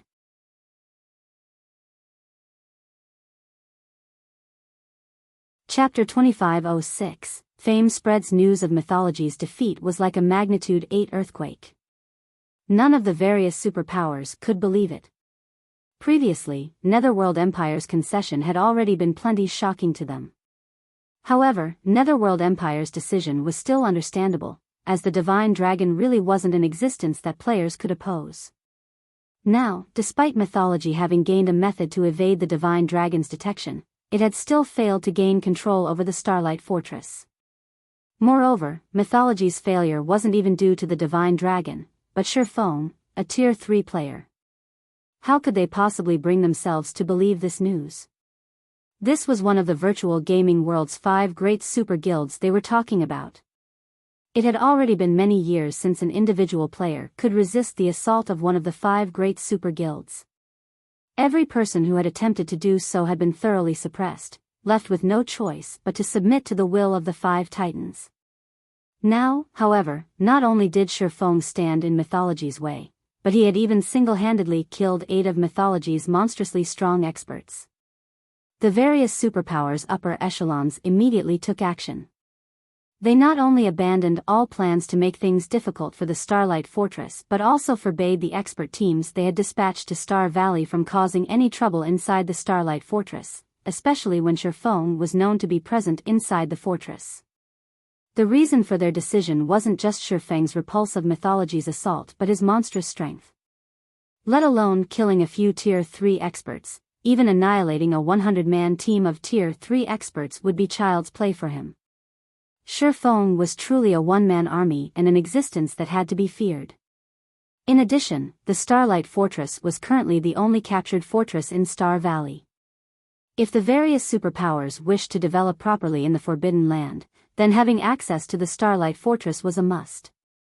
If they ended up barred from the fortress, they would definitely die of regret. As for taking direct action to capture the fortress, that was utterly impossible. After all, if even Mythology was helpless against the Starlight Fortress, what could they possibly do? For a time, the various superpowers experts that arrived inside the Starlight Fortress could be seen behaving obediently like harmless sheep. Meanwhile, inside the Starlight Fortress's Fortress Lord's mansion, Shifeng was currently swamped with work. Due to Mythology's defeat and the various superpowers becoming meek, the number of players willing to visit the Starlight Fortress had skyrocketed. These new visitors included many merchant players.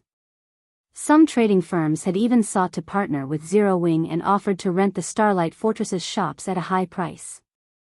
The entire Starlight Fortress became very crowded. Guild leader, according to our latest statistics, the Starlight Fortress's player population is nearing 500,000 already. Rough estimates put us at a daily net profit of over 250,000 magic crystals, Aqua Rose reported, her eyes practically glowing as she looked at the latest statistics report in her hands. At this rate, it will only take us a few more days before we can repair the large battlefield inside the Fortress Lord's mansion. Then, our people will be able to use it for all sorts of combat training and greatly improve their control over mana. Although the Starlight Fortress was an ancient fortress, it couldn't be expanded. In other words, it was impossible to raise the population limit of the fortress. However, it was still possible to conduct repairs on the fortress's basic facilities and increase the fortress's abilities. Among the various facilities available inside the Starlight Fortress, the one that was most useful to players was the large battlefield. Unfortunately, it cost 1.5 million magic crystals to repair it. Originally, it should have been impossible for Zero Wing to repair the large battlefield in the near future. However, now that the Starlight Fortress had such a large player population, the amount of time it would take to gather funds for repairs should be significantly shorter. The large battlefield was something like a special dungeon on the first underground floor of the Fortress Lord's mansion. Inside this large battlefield, players could fight against all kinds of simulated monsters in the Starlight Fortress's ancient environment. By training inside the large battlefield, players could make tremendous progress in improving their mana control. After all, fighting in a life-or-death battle was many times more efficient than sparring with other players in a combat room. So long as this large battlefield was repaired, Zero Wing could continuously transfer its core experts over from the Eastern continent to undergo training here, allowing them to unlock their mana bodies several times faster than experts of the various superpowers. The population has increased to such an extent already? Shifeng was a little surprised by Aqua Rose's report. Although he had long since known that his battle with Mythology and the activation of the demon god's shrine would trigger a period of rapid development for the foreseeable future, he never thought that the fortress would develop this quickly. It's a pity that the Starlight Fortress is only a small fortress. Otherwise, we would earn many more magic crystals, Aqua Rose said with some disappointment. Magic crystals were becoming increasingly important to current players. This held true even on the Eastern continent. The reason for this was the demand for magic crystals for the production of high-level weapons and equipment. Now, despite Zero Wing having gained an opportunity to earn a large amount of magic crystals, this opportunity was restricted due to the Starlight Fortress's limitations. A small fortress is already more than enough for us. After all, our foundations on the Western continent are too shallow. Even if a medium, or even large, fortress were presented to us, we wouldn't be able to manage it, Shifeng said when he saw the disappointed look on Aqua Rose's face. I understand this, as well.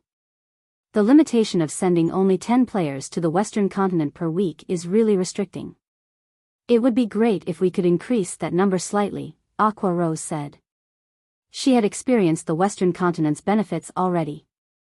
The development of mana control here was especially excellent compared to the Eastern continent. If possible, she really wished she could transfer all of Zero Wing's main force members over. With the help of the Starlight Fortress, Zero Wing wouldn't have to worry about its Tier 3 members lacking strength. Let's not rush the matter of sending more people over for now. Since we can activate the large battlefield soon, have Yen Tianqing's side make the necessary preparations to start an Adventurers Alliance branch here. Members of the Alliance can accumulate points by completing Alliance-issued quests. Afterward, they can use these points to exchange for time inside the large battlefield or other items. In fact, if their rank in the Alliance is sufficiently high, they can even exchange their points for a private house inside the Starlight Fortress, Shifeng said. It would take too long for Zero Wing to send an adequate number of members over to the Western continent. Moreover, as players continuously leveled up, more Tier 3 players would fully unlock their mana bodies. Shifeng might be able to defend the Starlight Fortress all by himself now, but he couldn't do so forever. After all, he had plenty of other matters to attend to. He couldn't stay cooped up in a single location for long. If he wanted the Starlight Fortress to experience long-term stability or Zero Wing's development on the Western continent to accelerate, he needed sufficient manpower and resources. Previously, he had still been troubled as to how to go about doing so. However, with the Starlight Fortress's current popularity and the soon-to-be-repaired large battlefield, attracting a large number of independent experts to join or ally with Zero Wing was definitely feasible. Meanwhile, with a sufficiently large number of experts on its side, Zero Wing would have an easy time establishing itself on the Western continent and securing a sizable chunk of the Western continent's resources. Guild leader, Hell Rush just sent a message stating that Netherworld Empire's higher-ups have agreed to our offer.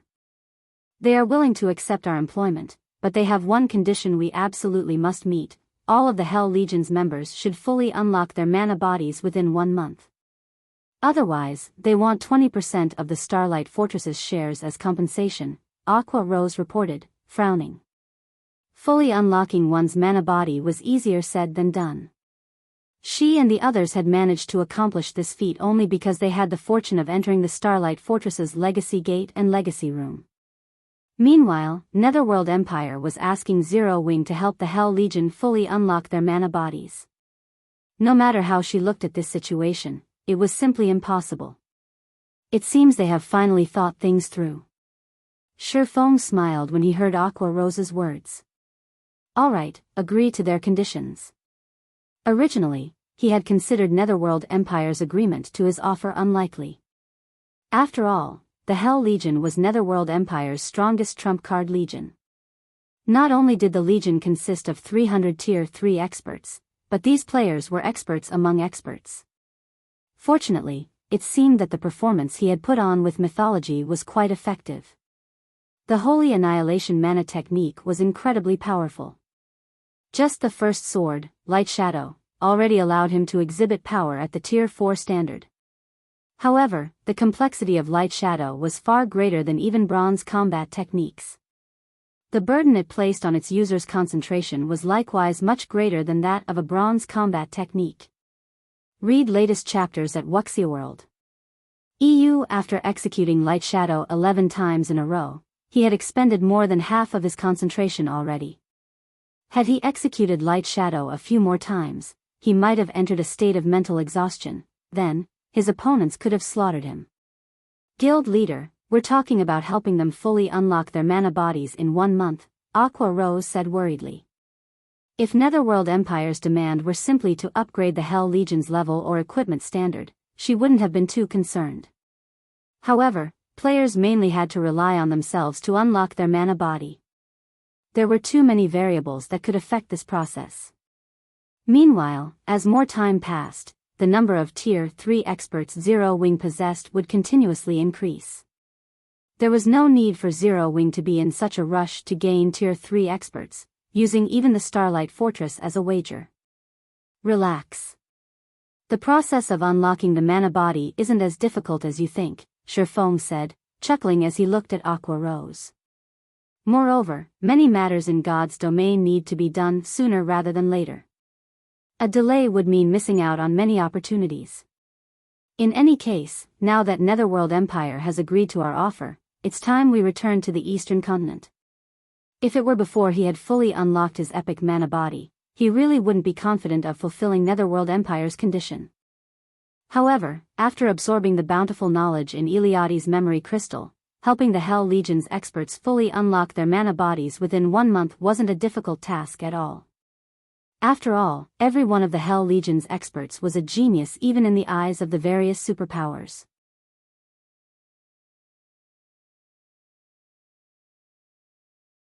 Chapter 2507, Returning to the Eastern Continent. We're returning so soon? But we just managed to stabilize the situation here. The Starlight Fortress has also just entered a phase of rapid development.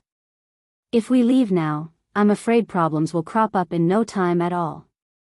Aqua Rose could not help being confused when she heard Shifeng say that they were returning to the Eastern Continent.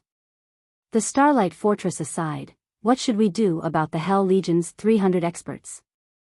Do you intend to have them guard the Starlight Fortress, guild leader? Currently, the importance of the Starlight Fortress was not the slightest bit inferior to the Eastern Continent's Stone Forest City. In fact, the fortress was generating a much larger income in magic crystals than Stone Forest City. It would be a huge waste if they simply packed up and left after making a quick buck. However, the most important aspect of the Starlight Fortress wasn't the magic crystal income it generated but its environment. The Starlight Fortress's ancient environment made it the best location for developing one's mana control on the Western Continent. Although the Starlight Fortress can bring us a ton of wealth and resources, it is just a tiny area on the Western Continent. If we wish to have a truly stable foothold on the Western Continent and gain a constant supply of resources from it, we need a kingdom or empire of our own. With just the number of players the Starlight Fortress is capable of attracting, securing a place of our own on the Western Continent will be a pipe dream, Shifeng explained, smiling. Therefore, before the Eastern Continent superpowers shift their development focus toward the Western Continent, we need to occupy as many teleportation portals on the Eastern Continent as possible and send our members over. Otherwise, with just the one portal we currently possess, securing our hold over the Starlight Fortress will be our limit. Originally, he had not planned on extending Zero Wing's development to the Western Continent, merely on gaining some additional resources for the guild. After all, travel between the two main continents was simply too difficult. With Zero Wing's current ability, developing on both continents simultaneously was impossible. However, after acquiring the Starlight Fortress and the Silver Divine Dragon, as well as witnessing the power of mana techniques, he had changed his mind. During his previous life, the various superpowers had not placed much importance on mana techniques. Hence, he had thought that mana techniques were nothing to write home about. However, after witnessing and learning the Heavenly Blue Saint Eliade's mana technique, he understood just how much help mana techniques could provide players in challenging their future promotion quests. This was especially true for the Tier 4 promotion quest. Mastering a proper mana technique should reduce the difficulty of players' Tier 4 promotion quest by at least 30%. Even if players failed to master a mana technique, the knowledge they gained should still improve their combat power by a significant margin. After all was said and done, Tier 3 was only a transitional phase for the various powers of God's domain. Ultimately, the ones who would truly decide the strength of a power would be the experts standing at the peak of the game. This was also the reason why first-rate powers could never compete with the various superpowers. Meanwhile, the Starlight Fortress was currently the best location for players to develop their mana control. However, the current teleportation portal Zero Wing controlled only allowed a maximum of 10 players to be teleported to the Western continent each week. Just transferring all official and reserve members of Zero Wing's main force to the Western continent would take several months. By then, everything would be too late. Time waited for no man. With God's domain's current popularity, the development of powers was absurdly fast. This was especially true for the superpowers. With the number of experts and territories the various superpowers occupied, so long as they had sufficient funds and resources, their development speed could be far superior to the current Zero Wings. Hence, what Shifeng needed to do now was occupy more teleportation portals on the eastern continent, thereby increasing the number of players Zero Wing could send to the western continent. That way, the guild would be able to secure resources and advantages from both continents. At that time, the development speed of its experts would easily outstrip that of the various superpowers' experts. Aqua Rose's eyes glowed with excitement at Shifeng's words. If Zero Wing truly became capable of teleporting a large number of experts over to the western continent, then the guild would no longer have to worry about clashing with the various superpowers in the future. It might even become a true superpower. After all, the various superpowers might be superior to Zero Wing when it came to the number and quality of expert players, but in terms of guild resources and income, Zero Wing was not the slightest bit inferior to ordinary superpowers. Guild leader, in that case, why do we need to employ the Hell Legion? In any case, the Starlight Fortress shouldn't face any problems in the short term. During this time, so long as we can continuously transfer large batches of players over to the western continent, including the 10 of us here, we won't need the Hell Legion to defend the Starlight Fortress at all, Aqua Rose explained. She did not doubt Shifeng's ability to find more teleportation portals. After all, he had created plenty of miracles before.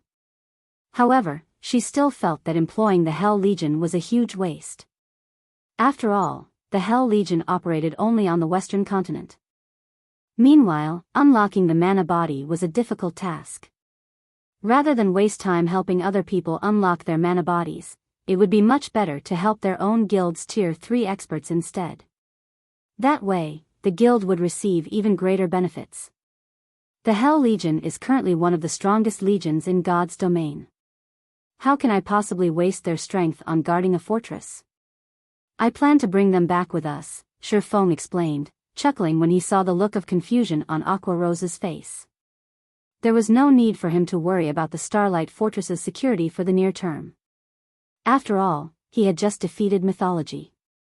Before the various superpowers gathered sufficient power, they wouldn't dare do anything against the Starlight Fortress unless they no longer wished to mingle in Star Valley. They're returning with us? Aqua Rose was momentarily stunned when she heard Shifeng's words. But we can send back only 10 people each week. The Hell Legion has 300 members. They were talking about 300 players. They would need 30 weeks just to get the entire Legion to the eastern continent. Of course. Why would I employ them otherwise? Shi Feng retorted, smiling. The ancient teleportation portal might be our only way of traveling from the eastern continent to the western continent, but we're not limited to just one method of travel if it's the other way around. Other powers could only rely on ancient teleportation portals to travel between the two main continents. However, Zero Wing was a different story. If that weren't the case, he would never have made such a promise to Netherworld Empire. Is it really possible? For a moment, Aqua Rose felt as if Shi Feng was joking. Relax. However, there's also no need for us to rush to return right now, either. We still need to wait for Divine Tribe to finish collecting the rare materials we need, Shi Feng said confidently. After witnessing the Starlight Fortress's effects and obtaining the Heavenly Blue Saint's legacy, he had given this matter careful thought. Although he didn't know why, traveling between the two main continents was incredibly difficult. However, for some reason, players in the various other worlds had a very easy time traveling to the two main continents. Taking advantage of this point, he was fully capable of bringing everyone to an otherworld first, then returning to the eastern continent via said otherworld. Opening a path to an otherworld might be difficult for other people, but it was a simple task for Shi Feng. This was because he possessed the legendary item Moloch's Ring. With Moloch's Ring, he could open a gate of darkness and arrive at the central area of the Dark Denver. The Gate of Darkness did not place a limit on head count. It merely had a time limit of 3 minutes, which was definitely enough to let 300 players pass through the gate. Originally, Shi Feng had wanted to avoid using Moloch's Ring. After all, the more times he used the ring, the stronger it would become, and the less time he would have to prepare before it tried to devour him. However, if using the ring once meant that he could bring 300 Tier 3 experts back to the eastern continent, he would be more than happy to do so. Following which, Shi Feng spent another day or so waiting inside the Starlight Fortress. During this time, he not only signed an employment contract with Netherworld Empire but also had Yan Tianqing and Yi Luofei familiarize themselves with the Starlight Fortress's Fortress Lord's Mansion and various other matters. He planned to have the two of them remain behind to manage the Starlight Fortress. As to why he made such a decision, it was so that Zero Wing could manage the Starlight Fortress properly, as well as ensure the development of the Adventurer Alliance branch that would be established here. After all, when it came to managing adventurer teams, the two of them had a much better understanding than he did. Read latest chapters at Wuxia World. While he was doing all that, Phythalia and many other Divine Tribe experts had brought a ton of rare materials and non-bag space materials unique to the Western continent over to the Starlight Fortress, the value of this batch of materials exceeding 3 million magic crystals. Shi Feng stored all of them inside his epic spatial bag. Once he brought these things back to the eastern continent, he would definitely make a killing. Guild leader, the Hell Legion and Fire Dances group have already gathered, Aqua Rose reported as she met Shi Feng on the second-floor hall of the Fortress Lord's mansion, a hint of skepticism in her tone.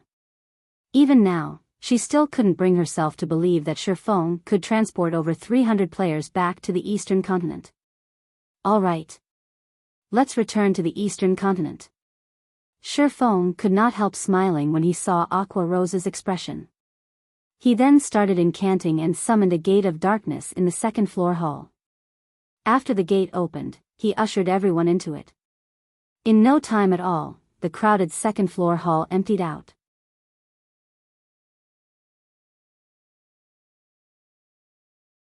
Chapter 2508, Changes to the Dark Den. In a rainforest at the periphery of the Dark Den central area, a huge gate made entirely of black fog suddenly appeared.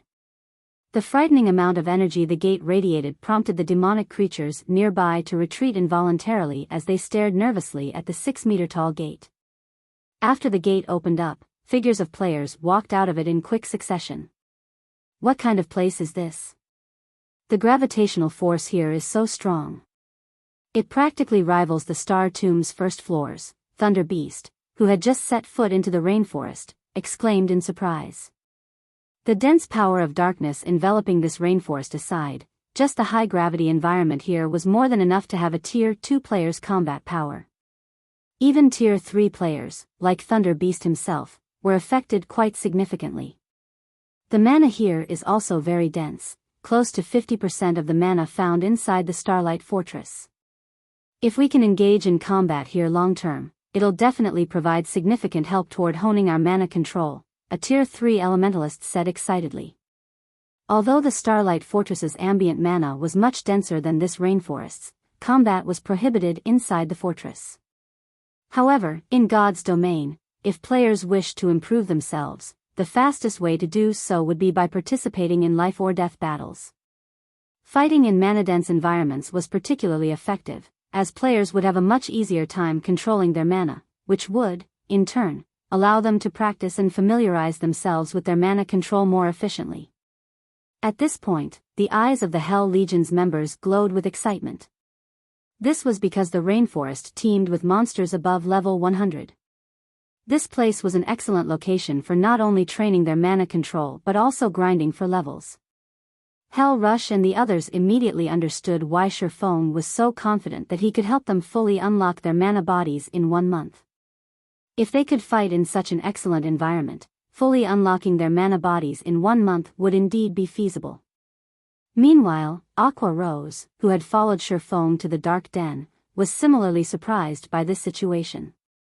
She never thought that Shurfong had actually kept such an excellent training ground hidden. The monsters here might not be very strong, with the majority of being level 100 chieftains and the strongest being level 100 plus great lords, but the environment here made it the perfect location for newly promoted Tier 3 experts to train in. Guild leader, you're too biased. You actually saved such an excellent location for others.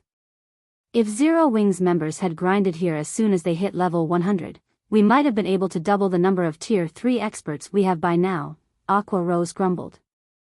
Aqua Rose's complaint rendered Shurfong, who had just set foot into the rainforest, at a loss for words because this place was completely different from the central area he knew. Previously, when he used Moloch's ring to teleport to the Dark Den's central area, he had arrived very close to the World Summit. Now, however, he couldn't even see the World Summit from where he stood. Moreover, his surroundings abounded with demonic creatures. The mana density here was also considerably high. In addition, the world here seemed to have built up some resistance toward him, as he found that he currently couldn't exhibit his full strength.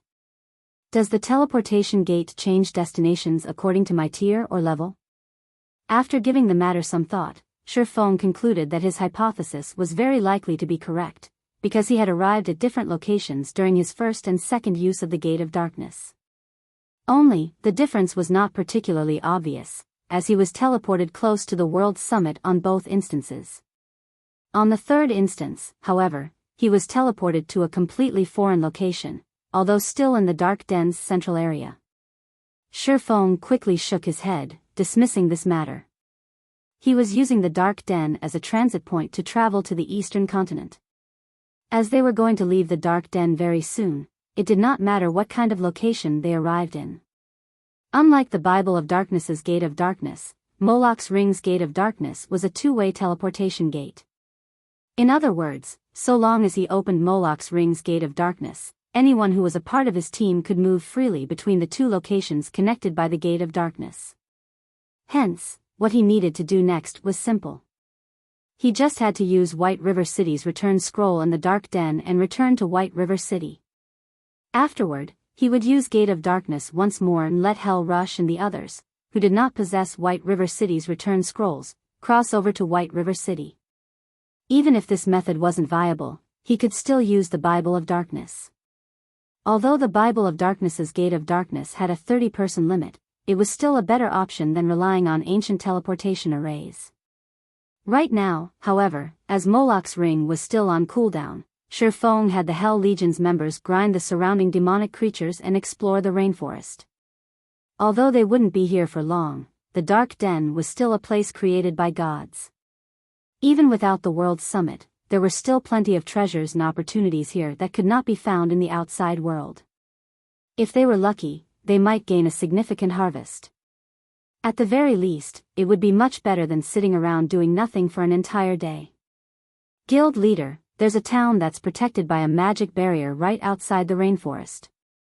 By the looks of it, quite a lot of players are gathered there, Fire Dance, who was scouting the vicinity, reported through the team chat. A town protected by a magic array? Fire Dance's report piqued Shifeng's interest. Is it one of the Dark Den's shelters? From what he knew, the Dark Den should have only shelters, not towns or cities. Shelters operated differently from the NPC towns and cities found in the outside world. Every shelter had its own unique abilities and produced its own specialty products. The higher ranked a shelter was, the better its specialty products.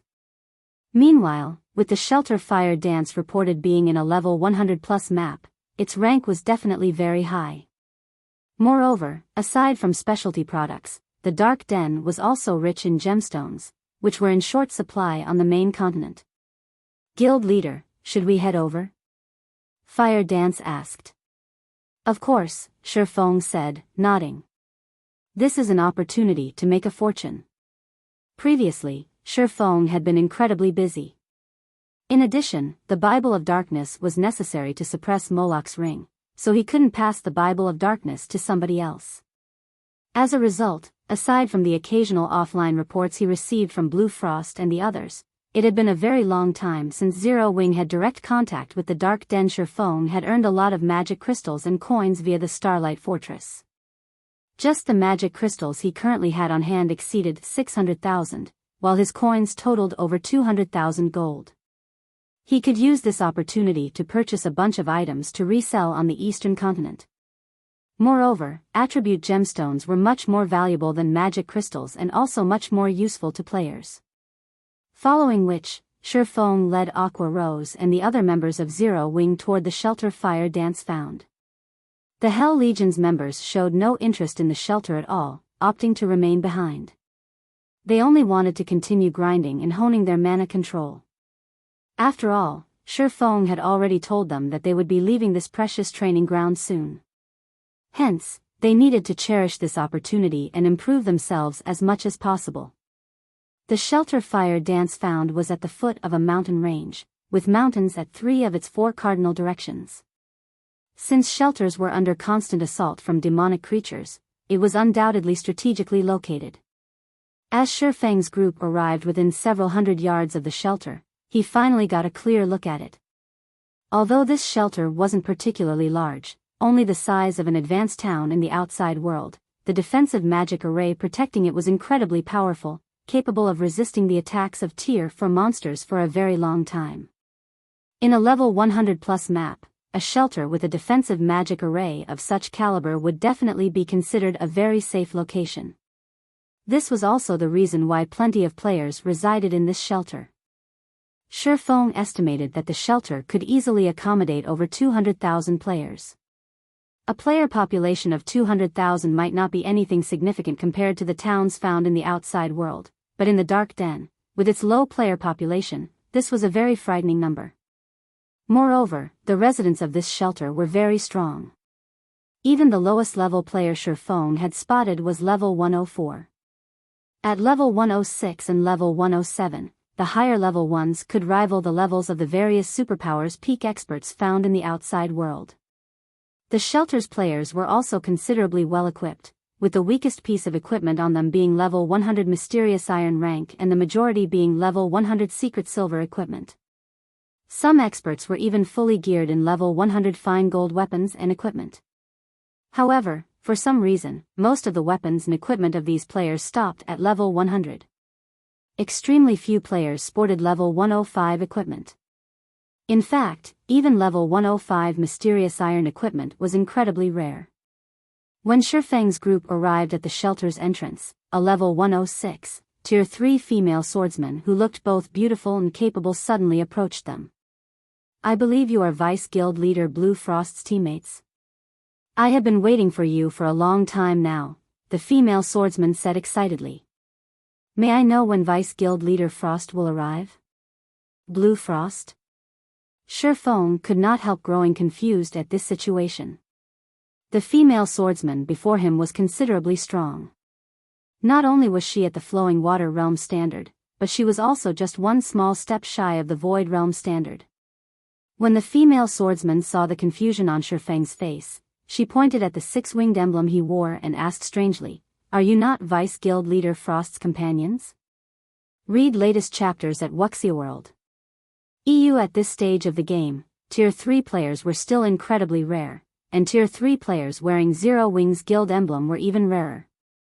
Hence, she had concluded that Shifeng's group should be Blue Frost's companions. We are indeed companions, but probably not in the way you think we are, Shifeng explained. So, Vice Guild leader Frost's team still couldn't make it in time? The female swordsman grew a little dejected when she heard Shifeng's words. Meanwhile, as soon as this female swordsman finished speaking, a clear and pleasant voice suddenly came from a short distance away. Graceful, I told you long ago that rather than inviting Zero Wings Blue Frost, it would be much better to invite Crimson Emperor's Vice Guild leader Fantasy, yet you refuse to listen. Now, we're doomed. You're tuning into the Biyao's Wuxia Chronicles YouTube channel. Don't forget to subscribe and join us on this journey to catch the most captivating stories.